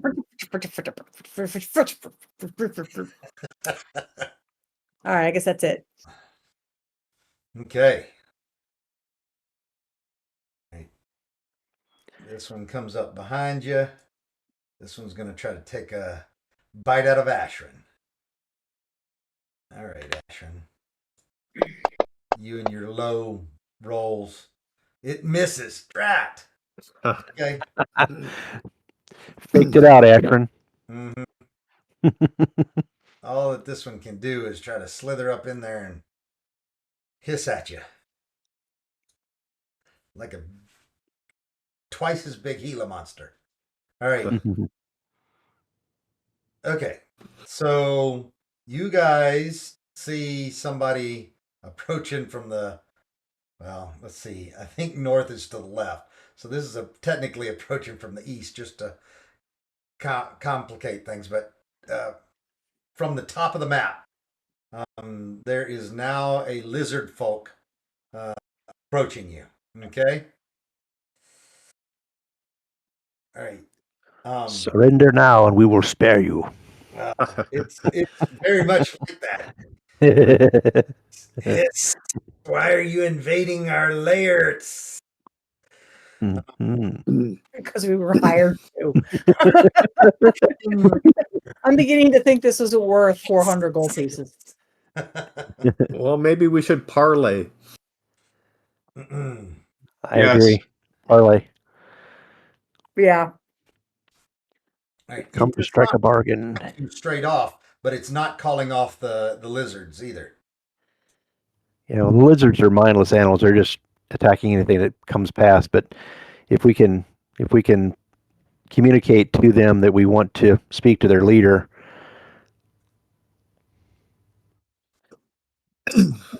Does anyone have lizard as a language skill? I thought it was speaking in common. Was it speaking common? It is speaking in broken common. It's not very good Yeah. common. So, Parlay with your leader. all right. So you guys are trying to. It's Ashrin's turn. You're disengaging and moving, right, Ashrin? Yes. Okay. All right. We're going to round 2 here. All right. Safiel, you are the first to get to take action in round 2. Okay, so I'm a dire wolf, so I'm limited in my in my ability to communicate, but I guess I sort of sit down on my haunches with the gnome on my back, and kind of look sort of relaxed. Try to look relaxed as a vicious dire wolf. Somebody help me out here and and initiate communications with the lizard critters. Meta thing here. Just trying to help you out a little bit. You probably want to take the dodge action in case you are attacked. Okay, fair enough. Okay. Fair enough. So prepared for an attack, but trying to look nonchalant. Yeah. Exactly. Dire wolf style. Yeah. So Ashrin, our good priest, will maybe be able to speak some sense into these lizard folk. All right. So, in the meantime, giant lizard Ken is gonna come behind here. I could attack either Allura or Ashrin. So evens is Allura, odds is Ashrin. Evens, it's coming at you, Allura. All right. Okay. Yep. Oh yeah, big chompers. It bites down on your leg, Allura. You take Okay. 10 points of damage. Ow. Oh, it's licked all of those frog guts off, and now it's got Allura blood going down your leg. Beautiful. All right. I didn't have any frog guts on me. Oh, I was clean. You just smelled like the swamp. Had tree sap on you. Turpentine. That's right. Lizards don't like tree sap. So the giant lizard up front now has got a choice of either continuing to attack Cax or Safiel, because Safiel's larger and in dog shape. I'm going to say that there's probably about an even chance of each. So evens is Cax and odds is Safiel. Odds is Safiel. All right. All right. So This might be why I use my dodge. Yep, I think so. Jump out of harm's way. Did you put the dodge effect on? I have not put the dodge effect on him, but I can easily here. Yeah. So, is there a place where I could do that? Where would I? The actions Actually, tab.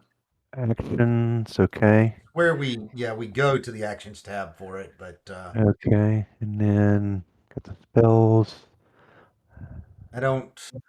I don't Is it see. not coded? Yeah, it's. I've got them. I just didn't Yeah. load it Okay. on Oh, the individual. oh, Character. okay. Okay, gotcha. Yeah. Which one is that in?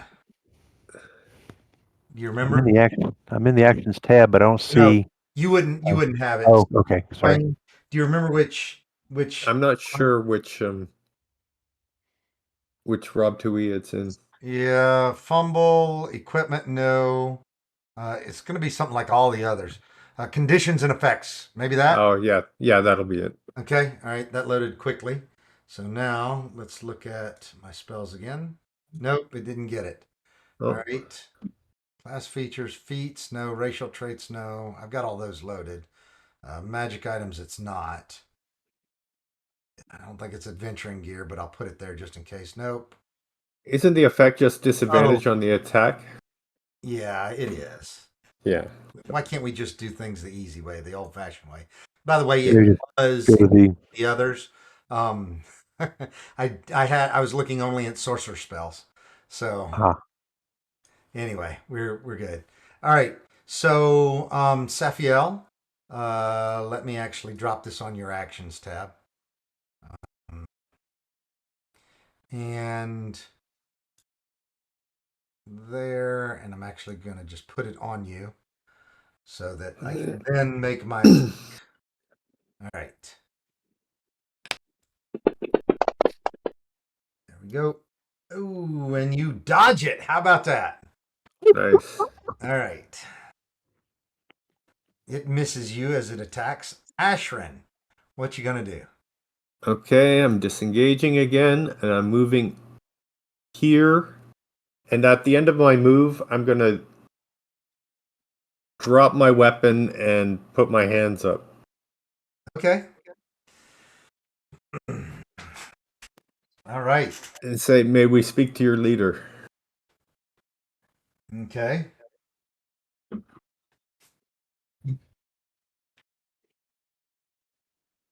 All right. So you have thrown down your weapon. The giant lizard in the back can't get through to attack anybody else. It's going to be pacing around the outside edge, though, trying to get to people. All right. Passing its turn. Another giant lizard in the back, pacing around trying to get to people. All right. X, what are you going to do?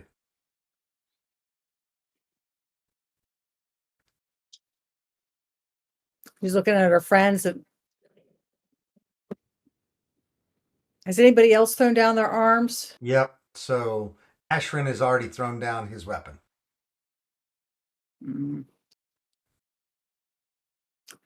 Cax will throw her spear down.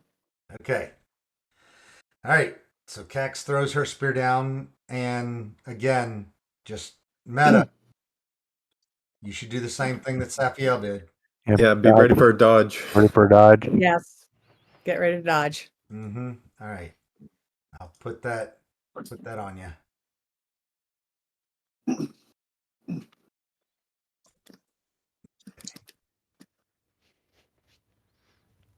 All right. Passing your turn. So seeing the seeing the first two of you both take that action, and this is the one that's right up in front. This lizard folk comes forward, and he calls off the lizards, definitely hoping that no other damage is done to anybody. But he says, "What is your business here?" Okay, we're out of combat now. Okay. Excellent. Ashrin says, we come on behalf of the town of Saltmarsh, and we wish to speak to your leader on the behalf of the town council. Okay. Well said. So Ashrin, why don't you give me whatever you can do, persuasion or intimidation, or I mean, intimidation could have negative effects, but persuasion, intimidation, or just lying your ass off. Okay, persuasion. In the tower or open? Go ahead and make it in the tower, will you? Can somebody assist if they are proficient? Oh yeah. Could I put guidance on myself? You could put guidance on yourself. Just roll a Yeah. d. Yeah. Okay, so you rolled a 14. All right, give me my lizard folk. Here, let's see what he's thinking about you. I'm assisting. Okay. So, I'm pretty persuasive. yep, and that gives you advantage though. Okay. So, roll another one. Okay. Okay. Yep. Okay. The lizard folk doesn't seem to be aggressive towards you after that. But he doesn't seem very trustworthy. He picks up the weapons that you guys have thrown down and he holds out his hands to the rest of you, and motions his other lizard folk people with him to come forward to take your weapons. Libby will stop scratching the You're gonna eat direwolf's us. ears and drop her weapons as well.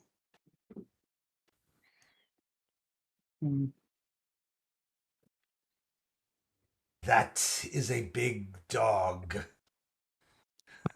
I gave it a lick on its hand. Okay.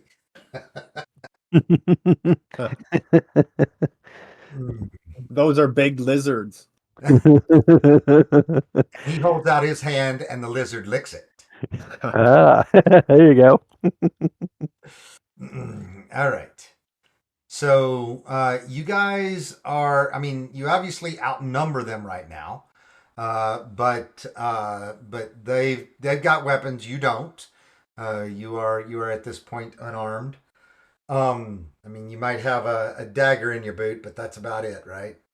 So they usher you north right now, and are asking you to follow. Okay, and they're telling you to go into this room and wait for a few minutes. Okay. Does the room have like a locked door, like a door with a lock? No door on this room. It's Okay. an open room here. Okay. Okay. I think we'll go in. Okay. All right, and you notice now in these rooms though there are torches on the walls. Okay. So it's off to the left. Yes, north and then off to the left. I'm going to unlock the tokens and just let you guys move freely, but go into that room to the left, please. Mm-hmm. Maybe I'm on the wrong map, but I don't see anything other than one or two characters that now left. It'll show up as you move. Yeah. Yeah. Actually, yeah, there you go. Yeah. Okay. All right. The problem is that you're the only one that doesn't have dark vision, and you never said to me that you light a torch or anything else. I could put a light on you if you light a torch. So I advise you light a torch. That's good advice. Okay, well, you said there's torches lit in this room. That's right. The room has torches. The hallways do not have torches in them, so far as you know. Okay. I didn't want to give away our position. That's why I didn't light a lantern or a torch. Okay. All right. So you're asked to wait here, okay? And then they two of them are basically standing guard, okay? And then the other one has gone off. All right. it's going to take just a few minutes while this other lizard folk has run off. Anything you want to say or do in here, either with your compatriots or to the lizardmen? Should we take a short rest while we're just sort of waiting for time to pass? Sure. I guess that's Yeah, yeah. Did they GM's just call. take our weapons, or did they take anything else? Just the your weapons.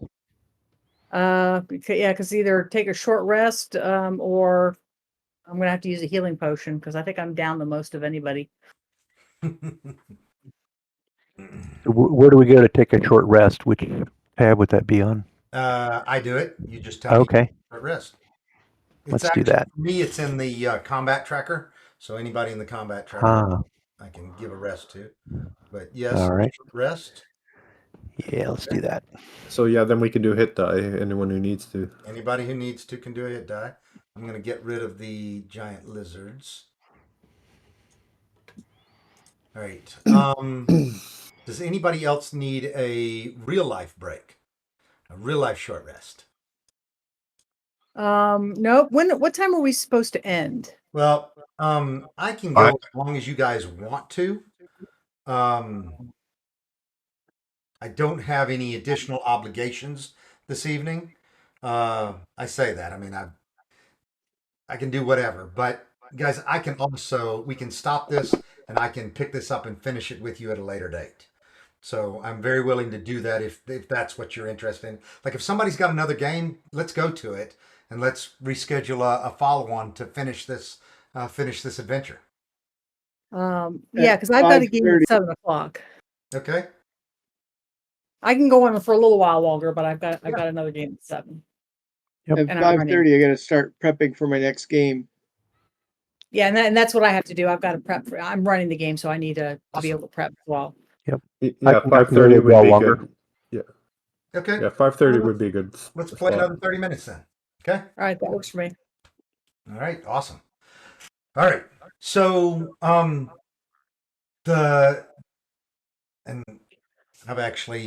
this is not, just so you guys know, I have not done this the exact way that it's written. I've done this my own way. That's the DM's prerogative. Every DM does. It is my prerogative. So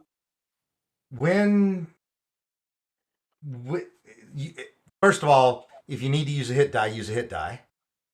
I think Allura, you're the only other one that's got any damage. Okay.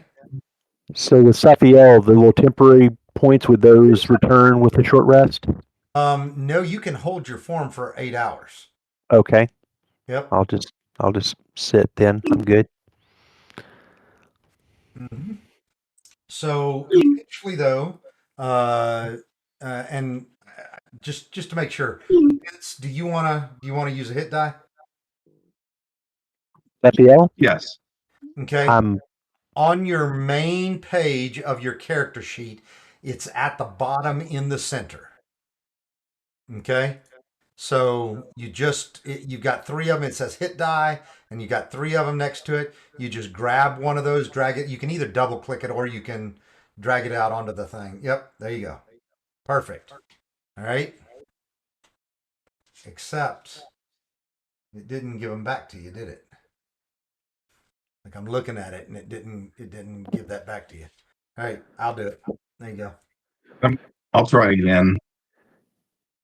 I mean, go ahead. That's fine. Okay. Gardner, is there any value for Safiel to do it with the direwolf shape, or just let it? No, don't. No. Don't Okay. Yeah. All right. I'm good. Okay. All right. So eventually the lizard man comes back, and when the lizard man comes back, he says, "Follow me." Okay, and so he is. Let me make sure that I know where he's leading you. I knew where it was a minute ago. Right there is where I need to go. Right. Yeah. All right. So we got to get there. So he's leading you. Everybody, can everybody, I guess, allure? It's going to be hard for you to see. So I am going to go ahead and put. Well, I put a torch on her already. Oh, you did already? Good. Yeah. Yeah. Okay. All right. So follow the lizard folk. The other two are following you carrying your weapons. Okay. And he's going off to the downward side of the map. Okay. All right. He's leading you down and around this corner. Come on, you stupid thing, move. I'm holding up so you can catch up. Down, down. Yep, there you go. All right. Very good. I'm like stuck in a wall or something. Okay, let me get you off of the wall. There you go. Okay. All right. So lizard folk kind of zigzagging here. Nope. You got to go up and then down. Yep, there you are. Follow your party. You got it, Vince? No, I can't see anything other than the land. I don't see anything, and I can't That's what I meant when scroll left or right. Yeah, that's what I meant when I said I was going to put a torch on you, and I thought you'd already put the I effect. thought But I'd let put me- one on. Yep, I'm doing it. All right, there you go. Now, when you walk, it will light up around you. Okay. Oh, the short rest might have taken the torch out. That's what. You're right. It may have. All right. Now, my lizard folk is leading you along this area. All right. So, Vince, are you able to see now? Nope. It just moved me. It's fine. I'm going to do it as theater of the mind for now. Yeah. Like you're showing up Weird. on the map with the torch. So let me just. Click on your token. Maybe it's not. All right. Everything went dark. Oh, there it is. Gotcha. I'm with you. Okay. It's a long way. It is a long way. Lizardman is leading you down this primrose path. Okay. Do we see any other lizard folk as we are traipsing along? Oh man. So this is the first place where you no, don't go that way. Ah, Yes. I'm lost. Uh-huh. But yes, that's the first place that you see actually three additional lizard folk in that room right there. It's side Right? room. Yeah, Okay. as you walked past that one, you see three additional lizard folk. Now this is just frustrating me. I didn't realize that they did this, but they've split the map into two. So You come to the end of the road. yeah, hold on just a second. Let me look at where it is. Yep, 1, 2, 3, 4. Yep. All right. I'm just gonna drop you on the new map. Hold on just a second. It'll probably screw with everything that you already had set up, but right. View.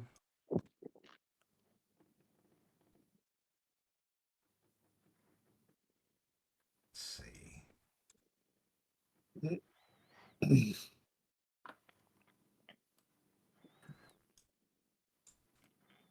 Looks like it kept the torch on your token. That's good.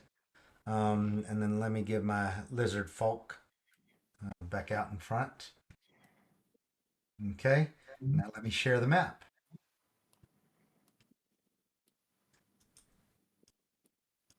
All right. Everybody see the new map? Yes.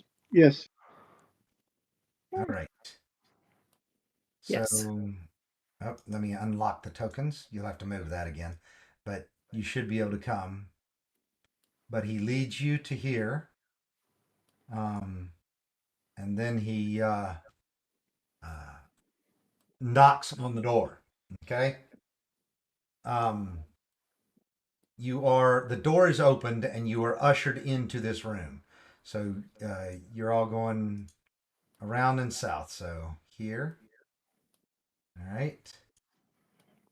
I took care of events. All right. So you're in this this new room. Okay. Um,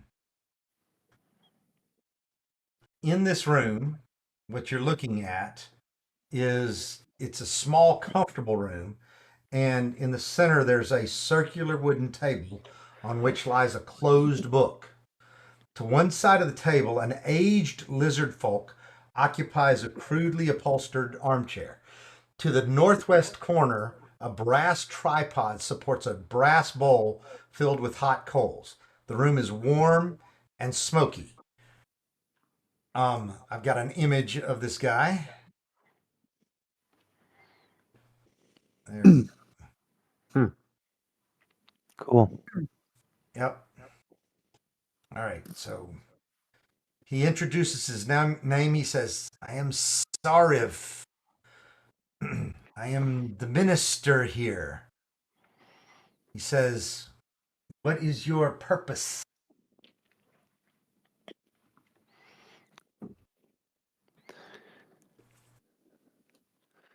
So, trying to remember the name of our negotiator character, Ashrin.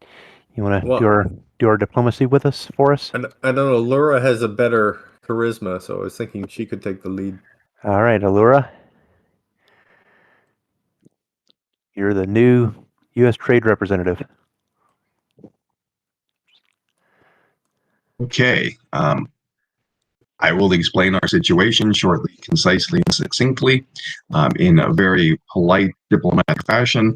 And if I need to make a persuasion check, I would ask whoever's You do. got proficiency in it to help me. Mhm. I'll give And you give me guidance. blessing. I'll give Great. guidance. Yeah, yes. guidance. Guidance as well Yeah. from Safiel. Awesome. So it's not bringing up my little box. Oh, there it is.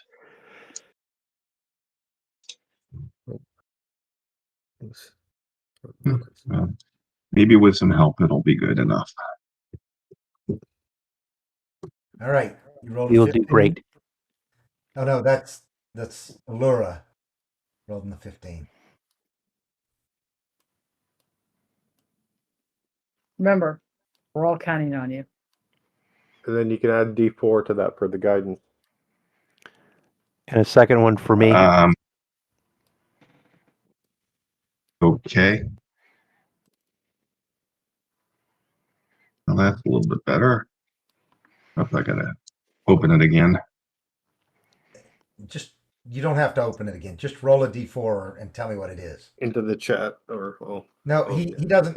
he's doing manual. You're right. He can just pick it up and drop it in the chat, but it may ask him for whatever d4 was. I don't know what it is. Yeah.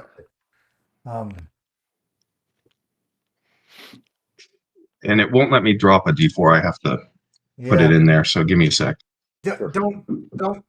Don't try to drop it in Oh, there. good. Roll it manually and tell me what it is. Okay. There you go. There we go. All right. Those are honest rolls. I'm not fudging at all. Okay. All right. And now I need to subtract 2 for all of those lizard men that you killed, for each of the lizard men that you killed. Seriously. Did we kill some? We didn't kill any lizard men. They were bullywugs.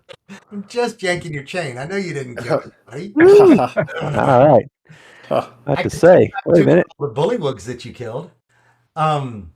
Anyway, but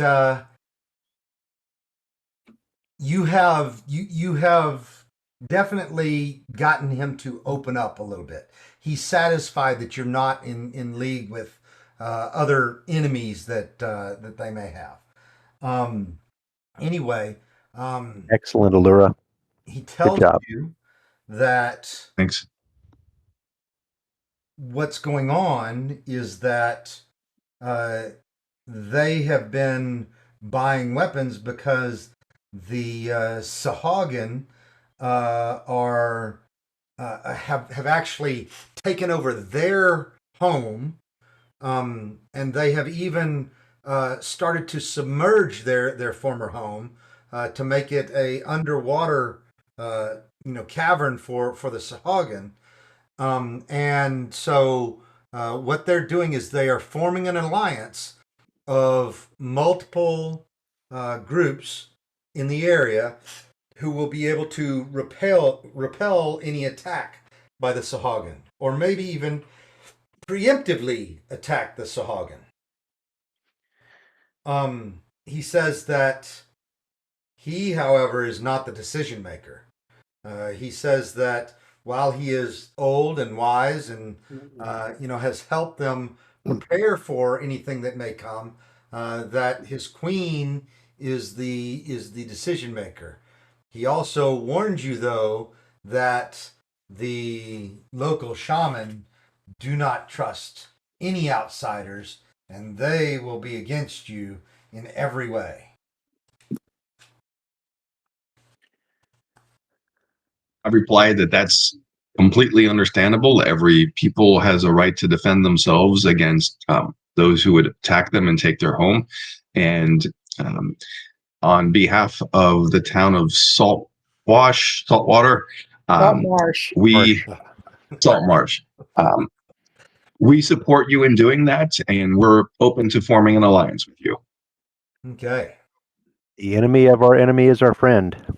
there you go. As between the lizard folk and the Sawhagen, I'd much rather be friends with the lizard folk. The Sawhagen are purely vicious. So he offers to you that he can take you to an audience with the queen, and he certainly hopes for a positive resolution for both Saltmarsh and the lizard folk. That Brilliant. would be Sounds good to wonderful. us. Perfect. Okay. All That's right. all we can ask. Yep. So I think I've got a. Do we let's inquire what the relationship is between the lizard folk and the bullywugs. We need to know whether we can brag about killing them off or whether we want to shy away from that. Yeah. Yes, that's a good call. They are a nuisance. Very good. Does your queen agree? Yes. Brilliant. Okay. So Allura, you know what to touch on. Yeah. All right. We've rid you of those pesky bullywugs. Maybe Gax and the other fighters should brag about how many bullywugs they killed. There you go. Yeah, Cax can put on the swagger. Mm-hmm. My pleasure. All right. Especially if they give me my spear back so I can really show off. So Starif tells you to follow him. And we will walk like him. He's led you north out of. I unlocked it, not locked it. Go again. Go ahead. Okay. No, go ahead. No, you first. No, you first. After you, right after you. After you. All right. So we're gonna go toward the right. Yep. All right. Oops. Walk like a lizard man. All right. Let's see. Let me make sure I'm taking you to the right spot. That would be helpful. All right. I know what number it is. I need to figure out where that number is on the map. All right.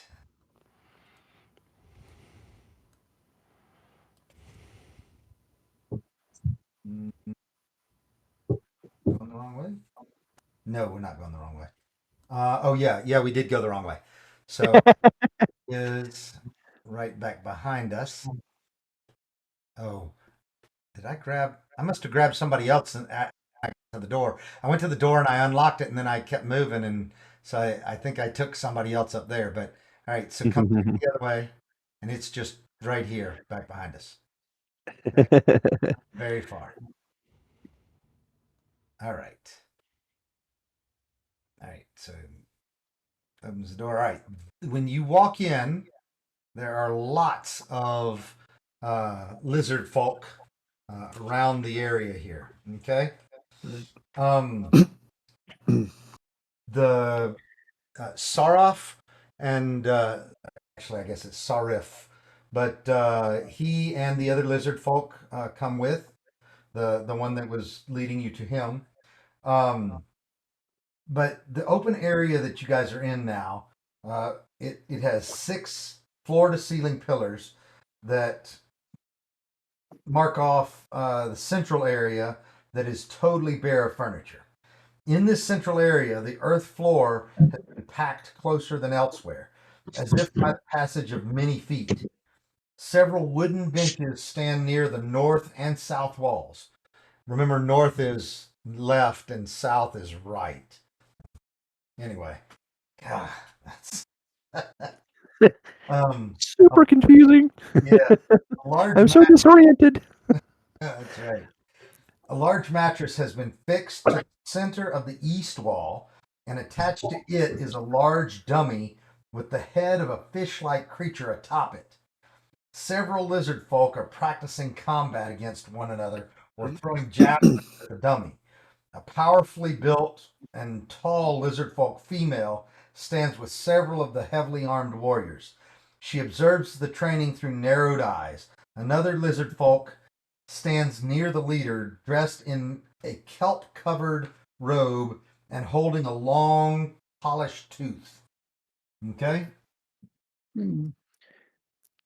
Ax, you could offer to give them training about how to fight Sawhagen,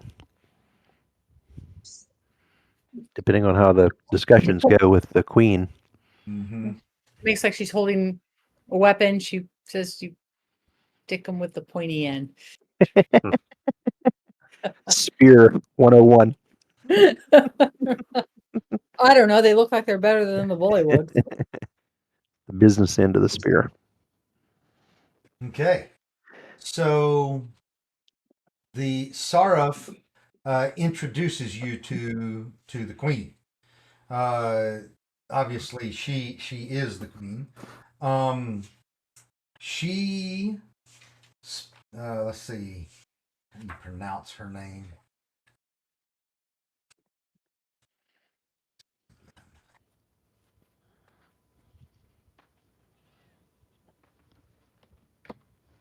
Right, Otho Kent. Okay, so her name is Otho Kent, and she says, "Welcome, outsiders. What is your purpose here?" I speak slowly and clearly, and I say, "We are sorry to intrude, but matters outside in the world must deem that we get together and ally together against the Sagowin." She says, I mean it this way, except it's obviously a little bit more guttural, but she says to you in very quick, evenly paced common, "Why are you talking slowly? Do you think I'm an idiot?" Of course not. Your Majesty is quite impressive. You may make a persuasion check for me. No, well, Okay. no modifications. I just want to see what you're gonna roll. Okay. Ooh, not bad. 19 on the die. All right, very nice, very nice. So, she says, "What do you have to offer us?" An alliance. Working together to defeat a common enemy. You would have to talk details with the town of Saltmarsh, but they could aid you with. You've been wanting weapons. I'm sure if they know your cause, they would help you get supplied with them. She definitely doesn't look like she's all in. She says, "Why should we trust you?" We can make common cause against the Sawhagen, and we can provide men and materials, warriors, and food to help in the struggle to ensure that we defeat the Sawhagen. Understand. Why should we trust you? Libby's going to kind of peek out from behind and wave and say, "Your queenship, we did take care of the bullywugs." Yes, that's good. The pesky bullywugs are now a thing of the past. You won't be harassed by them any longer. Cax here took down their leader. You mean ARP and GLURP? Indeed. Yes. Yes, we have rid you of them. You can take over their territory. And all the resources that are there. They were definite nuisance. Consider it a peace offering. As individuals, what do you have to offer the Alliance? Skill at arms. Magic. Healing. I'm interested in the rest of y'all's answers. Well, and we could bring other, if the Sawagan have allies, you need allies, and we could reach out to other races as allies too. Make common cause against a common foe. Libby kind of looks a little downtrodden and whispers under her breath, "We do have money."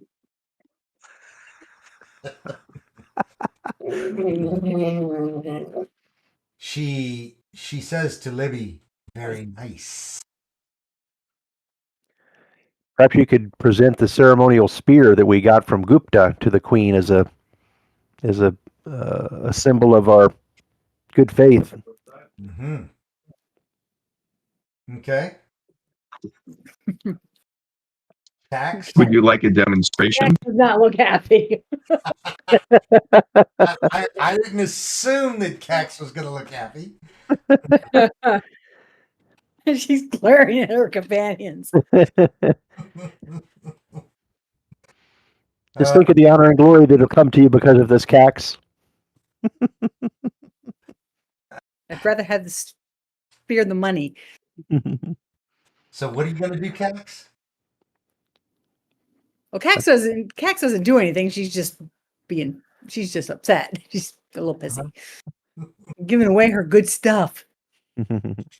So you're not doing anything if they've actually offered the spear. So if the queen is holding out a hand for that spear right now, which she is, are you giving that spear up? Seal the deal. Give it to her. We'll get you another spear later. It's a stick. Yeah. She doesn't fight it. I mean, they're not exactly in a position where they want to be making enemies when they're in somebody else's lair, totally surrounded and unarmed. The council better There give you us go. more than 100 GP. That's right. Yeah, you're not We- carrying your We spear. serve their butts. So the spear was being carried by the lizard folk that was with you. Right. Mm-hmm. But we're gifting it to the Queen. Cax does not she's not being stupid about it. She's not making a huge fuss. She's just, she's grumbling a little bit. She's grumbling, yeah. Totally. Good. As one fierce warrior to another, I gift this spear to you. Okay. A good example of having your players back, but not necessarily doing what they want. Okay. So the conversation continues, and basically there are other things that she needs from you as a party in order to feel like that they can really trust you, to introduce them to the right people trust you to introduce them to the right people in Saltmarsh. Okay? And Okay. so what they want you to do is they want you to train their warriors. Right. And they also want you to help eliminate another nuisance, which they call Thousand Teeth. Sounds like an alligator. Yeah. Or shark. Could be. So Anyway. I am going to have to call it here. I've got to get ready for the next thing, and my wife just got back from a week-long trip. That is quite all right. I think now's a good time to do that because we can finish up that last piece of this at whenever it is convenient for everybody else. Okay. That'd be Yeah, perfect, Garner. Are you going to email us? Yeah, I will email everybody. Fantastic. All right. Well, I'm going to bail out. It was really good playing with y'all. You Mhm. Yeah, bet. this was fun. You too. I enjoyed it. Thank you. Jody, Chris. Thanks, Amy. Vince, we can also one of the things that we do, and I say we, I'm part of a community called Fantasy Grounds Academy, is that we can very, very thoroughly prepare you for using this. It doesn't take very long. There are lots of us that do this as well. I've actually got a friend, Aaron, who runs the Fantasy Grounds Academy, who said that anybody that wanted, any additional instruction, that he would, at your convenience, set up some time to actually show you how to use it. So if you're open to that, Vince, I think that's probably a very good thing. I am open to it. I played with it a few years ago, and I actually had bought through a Kickstarter. I backed Fantasy Grounds Ultimate, or whatever it's called now, and I also had bought through a Humble Bundle. I had bought a bunch of other things, so I should have a lifetime subscription, but I've never been able to get the codes because they were on different computers and they were different. One was Humble Bundle and one's Kickstarter, and I could never make them work together. Unfortunately, that I couldn't get the right codes, and so anyway. So right now, I'm just all the guys at Fantasy. Pardon? I also know all the guys, and it's Smiteworks. I know all the guys at Smiteworks, but I can help you get that worked out too. So. Well, that would be great, because it's kind of frustrating to have to use the demo version when I already paid for everything. Totally agree. And I actually have the ability to give all of you 3-month subscriptions, if that's something that you're interested in, so that if you haven't bought the full thing, you can have the full thing for 3 months. And that's for 3 months. I don't think Fantasy Grounds supports my game system because I don't run 5e. Which game systems did you say you run? I run Hero System 5th edition. I think you're probably right that Heroes is not one of them. Let me look. It wasn't a year or so ago. If they're gonna, and if anybody was gonna make a module for it, it would probably be for 6th edition, which is the current edition, but the rules changes were so significant that I'm not updating. Let me also end our stream. So anybody who is watching, really appreciate your doing so. We'll end the stream here.